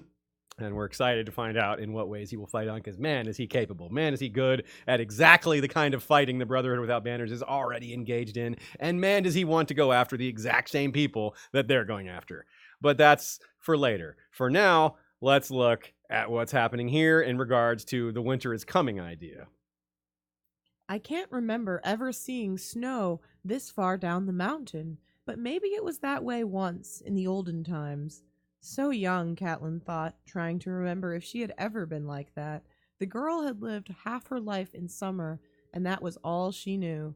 Winter is coming, child, she wanted to tell her. Of course, this is Mia Stone that's talking, that Catelyn's thinking of. And, well, Catelyn is... It's funny how Catelyn is thinking, oh, you sweet summer child, but Catelyn is also a sweet summer child here, because, yeah, winter is coming, she wanted to tell her. But it's coming so much worse than even you think, Catelyn. We learn that the Vale armies are holding in place, and after several books pass, that's still the state of affairs, though Lysa is no longer the reason why. Of course, Littlefinger has it now as Lord Protector, and he achieves this in part by granting the castle he's in right now, or they're in right now, to him, Nestor Royce. It would be his to pass to his heirs, a new branch of House Royce, instead of by appointment, as the Gates of the Moon had been for generations. So Littlefinger's already coming in there and changing the political structure. That hasn't started happening yet, but these are the important pieces that get moved around later. Nestor Royce is a little gruff towards Catelyn here, but that's going to be even worse later when Littlefinger is kind of basically bribes him over to his side. Catelyn has a really good line here as well. Catelyn had more faith in the Maester's learning than a Septon's prayers. You got to give a little fist pump for that one. Good job, Cat, with the progression there. But she also feels some guilt over Jon, which is poignant while thinking about bastards after meeting Mia Stone here. Mia's really important to this chapter. And she thinks how Mia is sadly mistaken in believing that Michael Redfort will marry her. And Cat is right about that. In the Elaine spoiler chapter from Winds of Winter, we find out that Michael Redfort is indeed getting ready to marry, I believe, Ysilla Royce. So that clearly leaves Mia Stone out of it. From Joe Buckley, he says, just here for the Brynden Blackfish Tully introduction. In a chapter which reveals a castle on top of a mountain, Blackfish is the most worthy introduction. Well said, well said. And indeed, he points out he may have a bigger impact on the story than the Eyrie will, and that's entirely possible. I'm not sure about that. Another great line here that Cat and Brynden engage in. You gotta read it. A woman can rule as wisely as a man, Catelyn said. The right woman can, her uncle said with a sideways glance. That is cool, right? It's exactly the point. Yes, women can rule just as wisely as a man, but Brendan's like, well, men can rule pretty badly too, and so can women. So you got to keep that in mind. It's like, yes, women can rule, but just as there are terrible man rulers, yep, that can be the case for a woman as well. And of course, he's talking about Lysa, because Lysa is bad at ruling, but Brynden is kind of also saying, but I think you're good at it. You know, it seems like would be good at it, but that obviously never really gets fully explored because there's no chance for that before Catelyn is killed. Two different worlds are kind of merging here with Cat and Mia. The story of Cat, or having interplay with Cat and a young bastard girl, is really interesting because of obviously she has all these thoughts and feelings on bastards, but it's proving to her, in a sense, just how important Mia is here. Mia's skills are crucial. Mia's bravery is highlighted here in the face of Cat just quailing at the heights and riding the mules at night, which we all feel that. Almost all of us would probably be terrified at this ride. Mia is ultra brave here, and that's part of what makes it work so well, because it's not just something that Cat's personally afraid of, it's something that we would all be pretty much afraid of, and that makes Mia really shine, because she's just loving it. Like, she enjoys it. She's a climber who enjoys this rush, or is so used to it, so familiar with it. She likes being, it's a sense of power almost. And that's the point. This empowerment of ability rather than birth and the structure of nobility. Very cool dichotomy there. Really good undertones by George. Now, Lysa actually makes a pretty good point here. To bring him here without a word of permission, without so much as a warning, to drag us into your quarrels with the Lannister, ... Yeah, so Lysa is obviously terrible to Cat, but she does have a bit of a point in that Lysa never showed any indication that she wanted to get involved in this. She says, Cat says, my quarrel? They killed your husband. She's like, yeah, but I didn't want to go at them. I wanted to warn you. And it's like, okay, well, yeah, that's a fair point. Catelyn took it as a challenge where it was, maybe it was meant to be a warning. Of course, it's all bull because Littlefinger made her write it and all that. But still, if we can somehow separate ourselves from that, yeah, it is a little a little presumptuous of Cat to drag them into this conflict against a really dangerous, brutal enemy in Tywin Lannister. So it's a fair point that maybe there should have been some warning, but ultimately, it doesn't, it isn't enough to, make Lysa likable, or, ultimately it doesn't put her in the right. A lot of people still wondering about Littlefinger being Sweet Robin's true father. We'll be on the lookout for more clues of that later as we see him more on screen.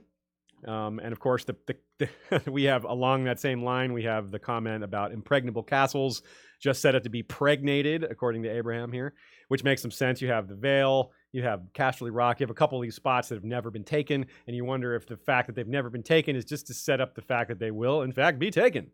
So, maybe. Aaron Miller in the chat points out the Vale always had a Lord of the Rings vibe to me. Yes, absolutely. Just the castle on top of the mountain with these narrow passageways. Yeah, with just the glory and the white marble of kind of has a little bit of reminiscence of Gondor and some other things. That's a good call. Yeah. Abort Consciousness says black soil is common in Germany and other parts of Middle Europe, as far as I know, which is a reference to the earlier question about where the Vale is supposed to remind us of in the real world. So that's good. That's a good catch. Brian Eidolon says, given the mountains and political neutrality, Switzerland comes to mind a bit. Ooh, that's very good. Obviously, the Vale is much larger and more important politically than Switzerland, but the neutrality angle is a really good catch in terms of trying to frame it. Now, of course, Switzerland's also in the middle, but they're protected by mountains. So the protected by mountains part really works. And Abort Consciousness says, if you size it up a little and add in the lower regions for farming, and the Bavarian Alps come to mind. And Shea remembers that the Eyrie is partly based on Neuschwanstein Castle in Bavaria, which fits in perfectly. So yeah, George probably had some of this in mind. Good job, chat and commenters. Very, very good. Phil, making the episodes better again. All right, 2 more left. Next up, Eddard 9. Let's do it. The gang fights outside a brothel, aka the one where Ned breaks his leg. Man, that first title really could just be an Always Sunny episode title. Yeah, it really could. It's just like it's like the Seinfeld one where they're in the Chinese restaurant, except they're just fighting outside a brothel the whole time. Instead of Seinfeld 4, it's Seinfeld 7 verse 3. Not actually 7 verse 3, but it certainly does remind us of that. Reminiscence of that.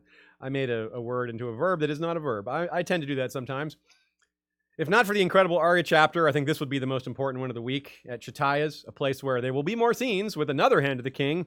Events transpire to give Ned a storm of memories during a storm, and some actual suffering and death, which leads to more memories.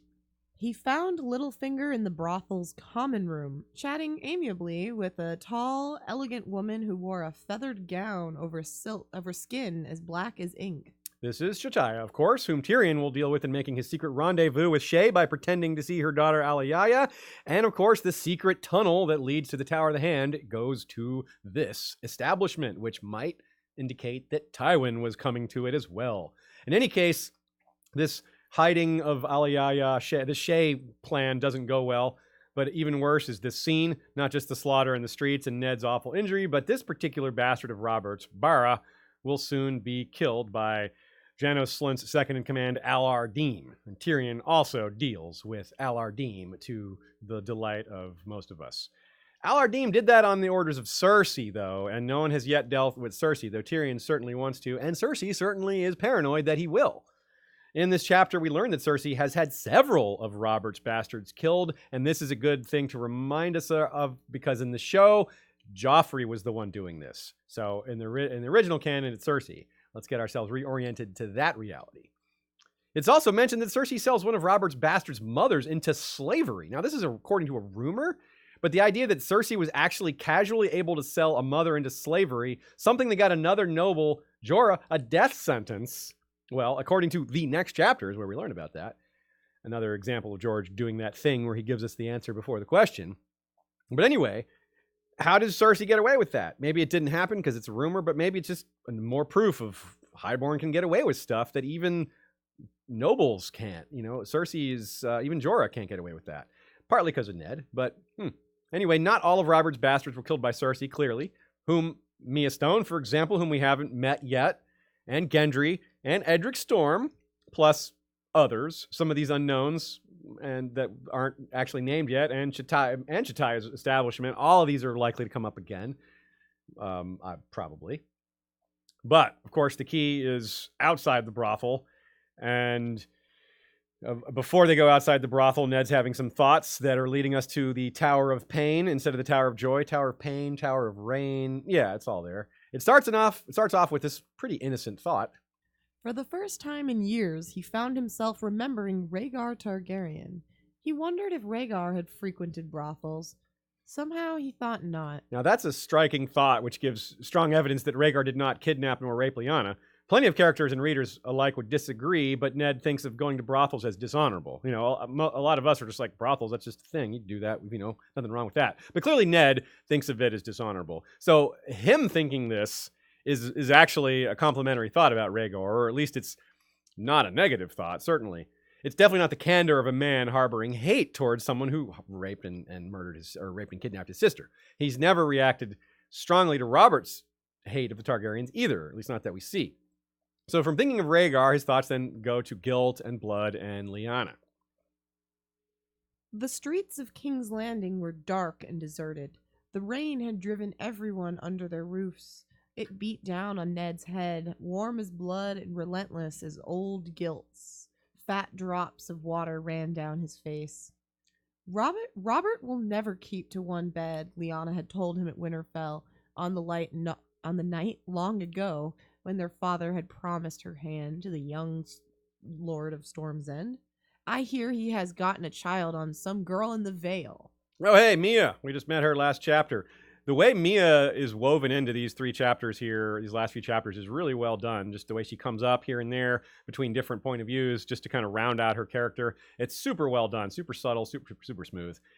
But just all these thoughts about bastards, of course, is, keeping Ned's mind on Lyanna and Rhaegar and Jon. And then a Kingsguard shows up in a place where he's not supposed to be. And it's not just any Kingsguard, but still, that is another reminder of the Tower of Joy.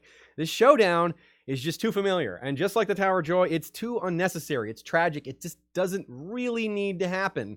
And just like the fight at the Tower of Joy, it's indirectly the fault of Jaime Lannister. Well, this one's directly the fault of Jaime Lannister, but the first fight is at least indirectly on him. He even brings it up. Once he slays Aerys, the honor-bound Kingsguard at the Tower of Joy are all but doomed because, well, assuming they're found before Lyanna gives birth. Because once they're stuck there with Lyanna pregnant, not able to go anywhere. If she gives birth, maybe they can escape the kingdom and come back. But as long as she's stuck there giving birth, they're basically doomed in that spot, since she's confined to bed. And they were indeed found before they could escape and that baby could be born, which, very similar language used right here for just after. Check this out. Littlefinger and the city watch found him there in the street, cradling Jory Cassell's body in his arms. Now, back in Eddard 1 with Robert down in the crypt, he's remembering the Tower of Joy for the first time, and he thinks this. They had found him still holding her body, silent with grief. Very similar. They find him cradling a body, silent with grief-ish. And it's in both cases, there's a Cassell mentioned. And the entire reason Ned was at the brothel, because of a dark-haired royal bastard. The same traits of the child he just found at Chataya's. And Chataya's is surely a place of much joy. Now, never mind that Jon may or not be a bastard. Ned may or may not know that. Just pretend it's similar. It's definitely similar whether Jon is a bastard technically or not. It certainly works. Chataya's is a place of joy, not Ned's eyes, but for us readers, that works for me anyway, thinking of it that way. Because of all this, there's so many familiar events. When we next see Ned, it will be the dream of 7 versus 3, 5 of whom die, where 1 dies just after, that being Lyanna. Not unlike the deaths outside Chataya's. Ned's 3 dead guards and 7 dead Lannister men. And then, shortly after, 1 of the other Lannister men dies. So we have 1 person who dies shortly after. And in both cases, as I said, you have a member of House Cassell being killed. You even have the Lannister captain, the one who dies later, named Tregar, which Rhaegar, it sounds a little bit like Rhaegar with a T in front. It might be a stretch there, but I had to throw that out just in case you all agree. I'm not sure about that one, but I think it's relevant, at least to mention, maybe. The Tower of Joy is in Dorne. It may have been Redstone. I'm not sure about that, but it's certainly in the Red Mountains, and Ned sees the Red Keep as he's being carried away, barely conscious, and thinks that the rain has turned the walls the color of blood, a bit like how Arya saw them dripping with blood when she was beneath. But more importantly, regarding the Tower of Joy, there's this line. Ned had pulled the tower down afterward and used its bloody stones to build 8 cairns upon the ridge. Bloody stones. The stones aren't literally bloody, but he's thinking of them that way, and that might be, a reference to their coloring being red. If they were mined from the Red Mountains, it could be the case. Or quarried, rather. And the scent of blood, of course, present in this scene, as we saw, and it scares Ned's horse off. He recalls it back in Chapter 1, along with the smell of roses in Lyanna's bedchamber, blah, blah, blah. And here we go. Ned remembered the way she had smiled then, how tightly her fingers had clutched his as she gave up her hold on life, the rose petals spilling from her palm, dead and black. After that, he remembered nothing. Now compare that to this line. Drink, my lord, here, the milk of the poppy, for your pain. He remembered swallowing, and Pycelle was telling someone to heat the wine to boiling and fetch him clean silk. And that was the last he knew. So we have these remembering nothing, both lines with his memory fading, which of course memory is so important to this whole thing. You know what plays during that scene? What's that? Hello, darkness, my old friend. Yeah, right on. The sound of silence. Yeah, right on. There might even be more details that Ned was reminded of that we'll later look at as foreshadowing, ones that we don't know about yet. Certain things written in this passage, I bet, are Tower of Joy references that we aren't aware of yet, if I can put that a different way. Things may be related to Ashara Dane, the return of Dawn, why her family calls Edric Ned. which reminds me of Ned not having ill will towards Rhaegar. All of this stuff. There's still so many unanswered questions. And the other thing so interesting is that it's not anger. Ned isn't mad. He's not hateful. It's sorrow. It's tragedy. He doesn't hate Rhaegar for Lyanna's death, and the Danes don't hate Ned for Arthur's, as far as we can tell. Very cool. All right, some questions and notes here. Joe Buckley points out some of the same things about the structuring of George that George has left for Mia. We both just really love how well he does that. Joe also points out some of the hidden politics. He says that Renly takes in this Florent bastard plus Loras connection. Stannis marries a Florent, and if Robert had actually married Marjorie. So think about what Renly was trying to arrange with Stannis' marriage in mind as well. That would have been really quite a power block. The Florents are really powerful in the Reach. So if you have the Tyrells and the Florents, you've really got the Reach locked down, which is important because obviously we're even now considering how the Reach might fracture and different houses may not support the Tyrells. But if you have more of the leadership united, if you have the Florents and the Tyrells, and say maybe the Hightower somehow too, if all three of them were all on the same side, it would be extremely unlikely for the rest of the Reach to go against that. But if it's just the Tyrells, which it is kind of now, the Hightowers are kind of keeping out of it, and the Florents are certainly doing their own thing in a way, then, well, it's a much different situation. Joe also wonders about the slaver that Cersei sold the mother to, and wonders if it's the same one that Jorah used. I don't think so, because it would have been that the time would have been so far apart, but it's possible. and what are slavers doing over in Westeros at all? I pointed that out earlier and said it's probably because these slavers are engaged in lots of businesses, and it's not just slavery that they do. Any cargo to them is cargo. Slaves, gold, any sort of trade good. Unfortunately, that's how they see people like that, just as another trade good. And of course, there's always the smuggling, and the illegal slave trade's got to be happening. Joe also points out the villainy of Jaime here. Wet hair and smiles in the rain is a very Disney villain because he's so handsome and all that. It works really well. But it could be a little bit of almost foreshadowing. This isn't actually foreshadowing anything. It's just kind of portraying Jaime as more villainous than he ends up being. But again, Jaime was set to be one of the villains, if not the villain, from the early plans of the book. So that may be a little relic of that. And a lot of people wonder about Littlefinger going through the Lannister lines. They just let him pass, which some people wonder if this whole thing was a setup, that Littlefinger told Jaime that they'd be here. It's entirely possible. I mean, how else does Jaime know that they're going to be there? How did Jaime find out that they were there? There's plenty of ways. It's not like Ned kept it a secret, but the fact that Littlefinger is obviously a major candidate. On the other hand, Jaime isn't going to hold Littlefinger there. Why would he do that? Littlefinger is a member of the King's Council, and this quarrel is with Ned. It's a personal quarrel. It's not Jaime's, as rash as he is, he's not trying to attack the King's counselors. Littlefinger didn't do anything to him. So, yeah, I'm not bothered by him letting him go, but it definitely does speak to a possibility that this was a setup. We shall see perhaps some other time. Maybe Littlefinger will admit it later. Just a couple questions here. One from Nina. Thanks again, Nina, for the questions. Always doing a great job giving us more things to think about. She says that George R. Martin gives us a fake out. Jon Snow's face has him think of why men are filled with such lusts. Makes us think of Ned himself and why, as if he's questioning, why was I filled with such lust? Why did I do that thing that resulted in Jon Snow being born? But of course, he's just confused about Rhaegar. He knows Rhaegar isn't a brothel type. He knows he's not like a filled with lust kind of guy in general. So why did this thing with Lyanna and Rhaegar happen? What's the deal? He's thinking of it as lust, but we know the truth is probably more tragic. It wasn't lust. It was love. It was real love, most likely. As tragic as it was. Another note from Nina and Brian E. is that the tunnel to the brothel is not from the Tower of the Hand, but from the stables nearby. Nice. That's right. It's not directly Tower of the Hand. That's right. Yeah. Good point. I didn't clarify that. It's good to be accurate. Thanks, y'all. Thanks for that, y'all. And now our last chapter. Daenerys 4. The gang goes to Vaes Dothrak, a.k.a. the one where Dany hits Viserys in his stupid face. The horse gate of Vaes Dothrak was made of two gigantic bronze stallions rearing, their hooves meeting 100 feet above the roadway to form a pointed arch. I'm sorry. I said hooves and it made me laugh. Hooves. I was wondering why you were laughing at I there. just realized I said why is hooves. that funny?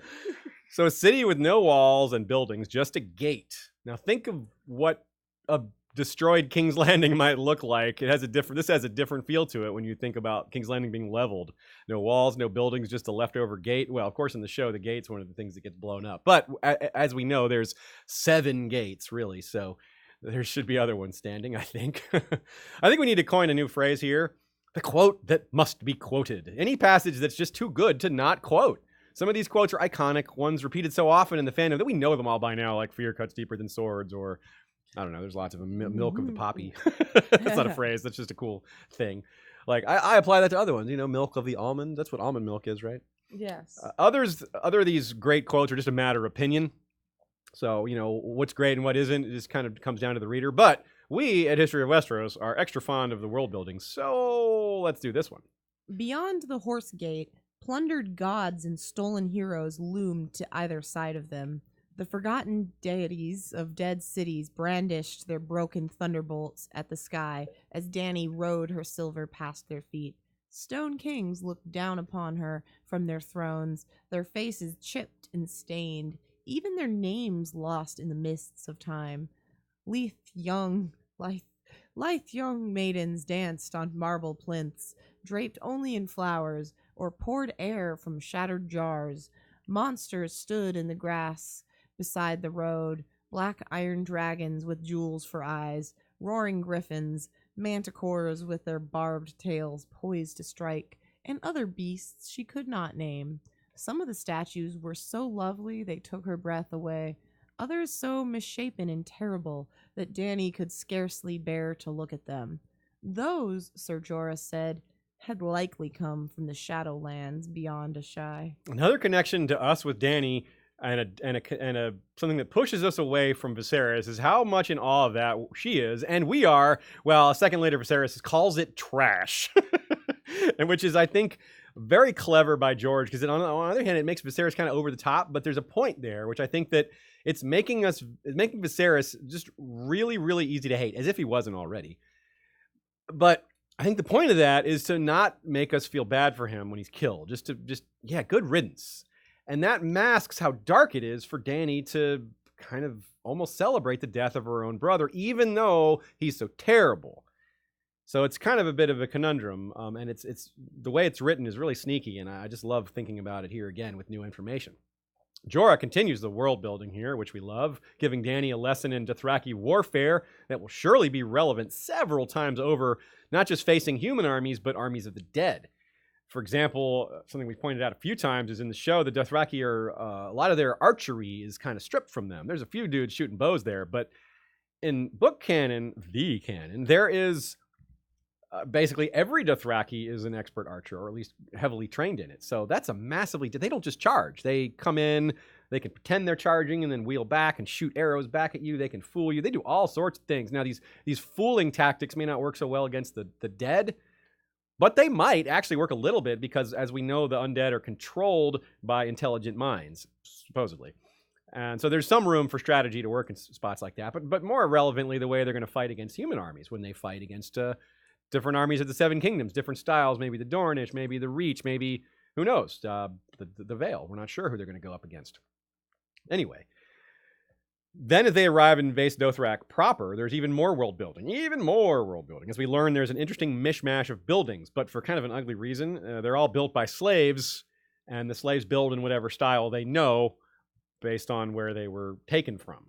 And the Sacred City area, which is where the crones of the Dosh Khaleen chill out. It's the widowed Khals, of course. This is seen to be relevant in the TV show, of course, and given Dany's situation at the end of A Dance with Dragons, i.e. facing down these Dothraki whose sacred duty is to return her to the Dosh Khaleen, well, it's not hard to see how that might go. They could be captured she could be captured and then go from there. We're also given a description here of how Blood Riders work, the comparison to Kingsguard, but similar, and that's really important to Dany's arc because, as she knows, and as we know, the Kingsguard betrayed Dany. But looking at the way Blood Riders are, the idea that Blood Riders could betray someone is a lot harder to see than Kingsguard. I mean, these Blood Riders are a lot more attached to their Khal or Khaleesi than the Kingsguard are to their king. I mean, there are some exceptions. There are some Kingsguard that are just as loyal and, willing to die for their king as the Blood Riders. But for Blood Riders, that's normal. They're supposed to die when their Khal dies. So when Dany dies, or if Dany dies, Aggo, Ricardo, and Jogo are sworn by their religion to come and get whoever that was. And then, regardless of after they succeed, or if that person is killed, or if they're not killed first, then their job is to die and join her/him in the Nightlands. So that's definitely going to be different from what we saw on the show. We got Blood Riders that didn't exist in the show, really. They just kind of vanished. Ricardo was written out of the show in season 2. And so that's a pretty big thing. I can't wait to see how that goes. I mean, thinking about Dany, right? Like we talked about Arya going after Dany as a possibility. Well, what do the Blood Riders do if they don't know who killed Dany? What do they do if it was, if it's not Jon in the books? Then how do they know? It's really neat. And if they do know it's Jon, well, I'm curious how they react to that too. But that's a whole nother story. Getting ahead of ourselves. The key moments for her character in this scene are in the tent. She starts to feel like a child again. That fear starts to creep up. But now, this time, she pushes it back and smashes not just it, but him, Viserys, in the face. I wrote in the fact here in the notes. She smashed Viserys right in his stupid fact. After Dany passes that threshold of her brother's dominance and strikes him down, she feels strong and like free again. Not free again. She's barely learning what freedom. She's just learning what freedom tastes like. So she's starting to learn what extended freedom and extended strength feel like, which is kind of strange because she's basically a captive of the Dothraki at this point, even though she's kind of in charge, but not fully. Then we have a little bit of magic here. This part I'm calling green egg and sand. It's magical in nature for sure. Ashaya, take us away. Eyrie fetched the egg with the deep green shell, bronze flecks shining amid its scales as she turned it in her small hands. Dany curled up on her side, pulling the sand silk cloak across her and cradling the egg in the hollow between her swollen belly and small, tender breasts. She liked to hold them. They were so beautiful, and sometimes just being close to them made her feel stronger, braver, as if somehow she were drawing strength from the stone dragons locked inside. She was lying there, holding the egg, when she felt the child move within her, as if he were reaching out, brother to brother, blood to blood. "You are the dragon," Dany whispered to him, "the true dragon. I know it. I know it." And she smiled and went to sleep, dreaming of home. Dreaming of home. Ooh, remember what dreaming of home meant? And the last time she thought of it, it was a fire in every window of King's Landing. And she's saying, you are the dragon to her baby, but she should be speaking to herself. The true dragon. I know it. I know it. Nope, Dany, that's you. And it's another time where the child moves within her, when she feels the child move within her. And then later, when Rhaego dies, we see Miri Mazdur says, he had been dead for years. When I drew him out from within you, he had a hole in his heart. And, well, that's the blood magic for you. But it's just more proof that from here that, indeed, Rhaego was alive. That the child moved many times. But the fact that the child is moving almost in response to this egg, and it's Rhaego responding to the green egg, which is eventually Rhaegal, is, yeah, that is interesting. This link, this maybe spiritual, magical link between baby Rhaego and the dragon named for him/her brother. Very cool. Something else we're going to have to keep an eye out for. Y'all be wary. Be looking out for more Dany dragon symbolism like this. Stuff with Rhaego. Very cool. I love it. All right. So let's take a look at some Joe notes and some questions, and that's it for today. Given its geography and the Dothraki belief that this is where the Dosh Khaleen can best connect to the spirit world, it makes sense as the Dothraki setting this as the center of their world, which is funny to look at the map and think of that as the center of the world. It's like up and it's nowhere near the center, but it's the center for them. And that's a recurring theme throughout A Song of Ice and Fire is, it's all in where you're standing. Wildlings think of below the south or below the wall as the south, whereas someone in Winterfell thinking of themselves as the south is crazy. They're like, what, the South? That's nonsense. But yeah, that's all in where you're standing. Okay. Joe also points out, here's a good little quote that he grabbed. When I first went into exile, I looked at the Dothraki and saw half-naked barbarians as wild as their horses. Yeah, now Jorah, over time, he realizes that was a mistaken impression, that there was more to it, that they're a lot more dangerous than he first thought.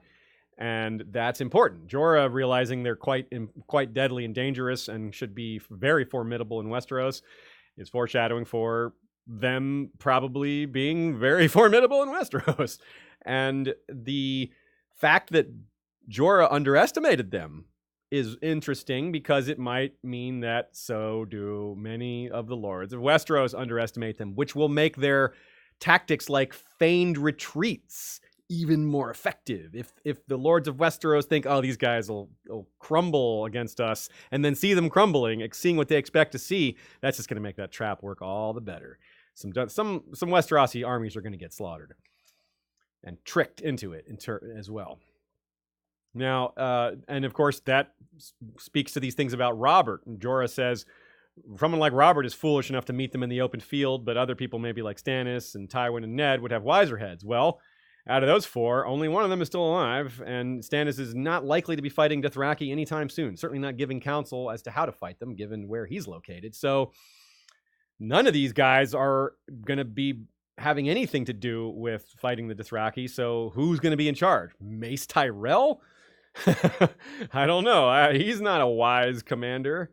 So this could go very badly for the commanders of Westeros, given how it's being set up and how they could be fooled. And of course, this stands in contrast to how the common folk will see the Dothraki, which is that they're quite terrifying. The xenophobia will be very big, and the fact is the Dothraki are very brutal. It's not just a cultural thing that, one culture is different from another. No, these guys are brutal. I mean, there's no way. Their culture is brutal. Their religion is brutal. It's not this isn't a time for being progressive here. The Dothraki are just bad news. Their culture is in need of some rehabilitation. So is all of Westeros. Not to be unclear here, but that's another story. So a few cool questions here from y'all. Nina says there's this theme of Viserys mocking while being mocked, but not realizing he's being mocked, and knowing that they can't understand his mockery, which is kind of proof of his cowardice and just how weak he is. Abraham points out that this spot has a similar feel to the Wintertown, which is a expansive, kind of specified group of dwellings that only fills up during certain times, that's a cool way to look at it. I didn't catch that. I like that catch a lot. Other people point out the Shadowlands. Really, did the Dothraki really get statues all the way from the Shadowlands? If you look at the map, that's really damn far. Are the Dothraki really crossing the Bone Mountains to attack all the way in the Shadowlands? Probably not. But they could have attacked places that had already fought against the Shadowlands and taken their treasures that had previously been looted.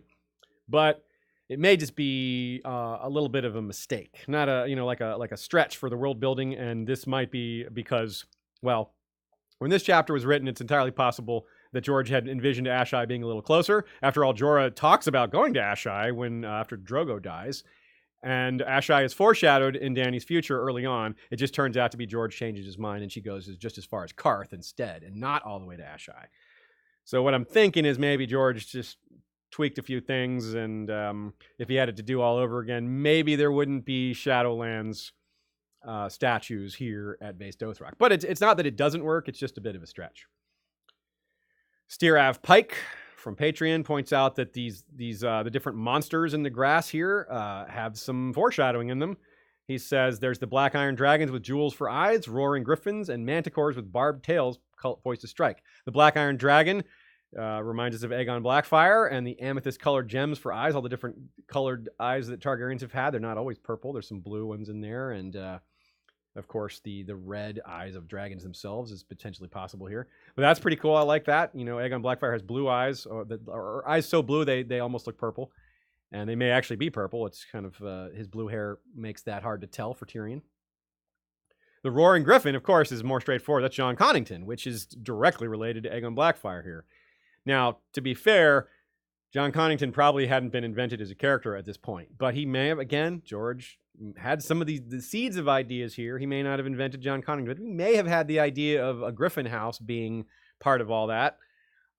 Just because John Connington, the character, hadn't been given a name yet, does not mean that some of these ideas weren't present. They just weren't fully fleshed out. And the Manticore, well, there's a sorrowful man that tries to kill her in A Clash of Kings, the next book, with a Manticore. And it says, barbed tail poised to strike. So there you go. Coming for her pretty soon. Love it. Good catch there. Oh, well, that's a great one. The world building in George R. Martin's settings always tells the story as well as it describes the setting. And that's one of the reasons we love it so much, not just because we're so predisposed to loving world building, but because of George does it so darn well. He puts foreshadowing, he puts wonder, and just joy and fun. All right, that's enough about George's amazing work at foreshadowing and world building. Let's move on. That is the end of our questions and the end of the chapters. A little bit of outro here. I'll tell you what chapters are coming up next. We've got a few thanks to get to as well. So stick with us for the next few minutes as we wind it down. Next up, Brand 5, the one where they meet Osha, a.k.a. the gang fights deserters. Then we have Tyrion 5, the one with the sky cells, a.k.a. the gang's first trial for Tyrion. Eddard 10, the gang fights at the Tower of Joy, a.k.a. the one where it ends. Catelyn 7, the one where Bronn fights Ser Vardis, a.k.a. the gang has a trial by combat in the Eyrie. Jon 5, the gang finishes their Night's Watch training, a.k.a. the one where Jon gets Aemon to take on Sam. Tyrion 6, the gang befriends the Vale Clansmen, a.k.a. the one where Tyrion gets his first army. And Eddard 11, the one where Ned orders the arrest of the Mountain, a.k.a. the gang becomes the Brotherhood without banners. Mm-hmm. Thanks to everyone who came to watch the live recording and to submit questions, whether you were actually here to submit the questions or not. We definitely appreciate the questions. It takes us to new places and sometimes leads to new discoveries. That happened several times today. Thanks very much to Ashea, as always. Could not do this without her. Despite my bumbling in the beginning of what order do I click on things? It went very well. It was just a hiccup or two. But yes, thanks super very much to Ashea for being the best. Super very much. Super very much. That's right. Thanks to Sir Buckley for his thoughts as well. Once again, make sure to check out the Isle of Faces podcast, Scraps and Scrolls, coming right up not long after this. Thanks very much to Michael Klarfeld. Check out claridox.de for his wonderful maps. Thanks to Kevin McLeod for our cool brief intro music.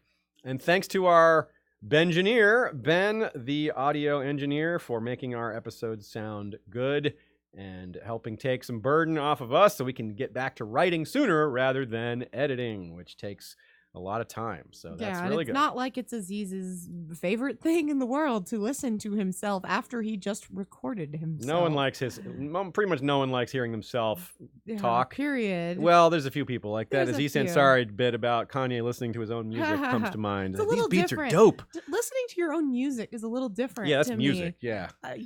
But that's a bit of a tangent. You definitely don't. It's unpleasant. You definitely don't find me listening to our own show going, boy, my theories are dope. I have never done that. So that's it, y'all. Thanks again to our patrons as well. We don't do the patron shout-outs in these episodes. They are so long already, but the patron shout-outs come during our twice monthly live streams and our scripted episodes, which are periodic. So, and our next episode will be Saturday, not Sunday, right? That's right. We've got a live stream Saturday, July 28th with Sean.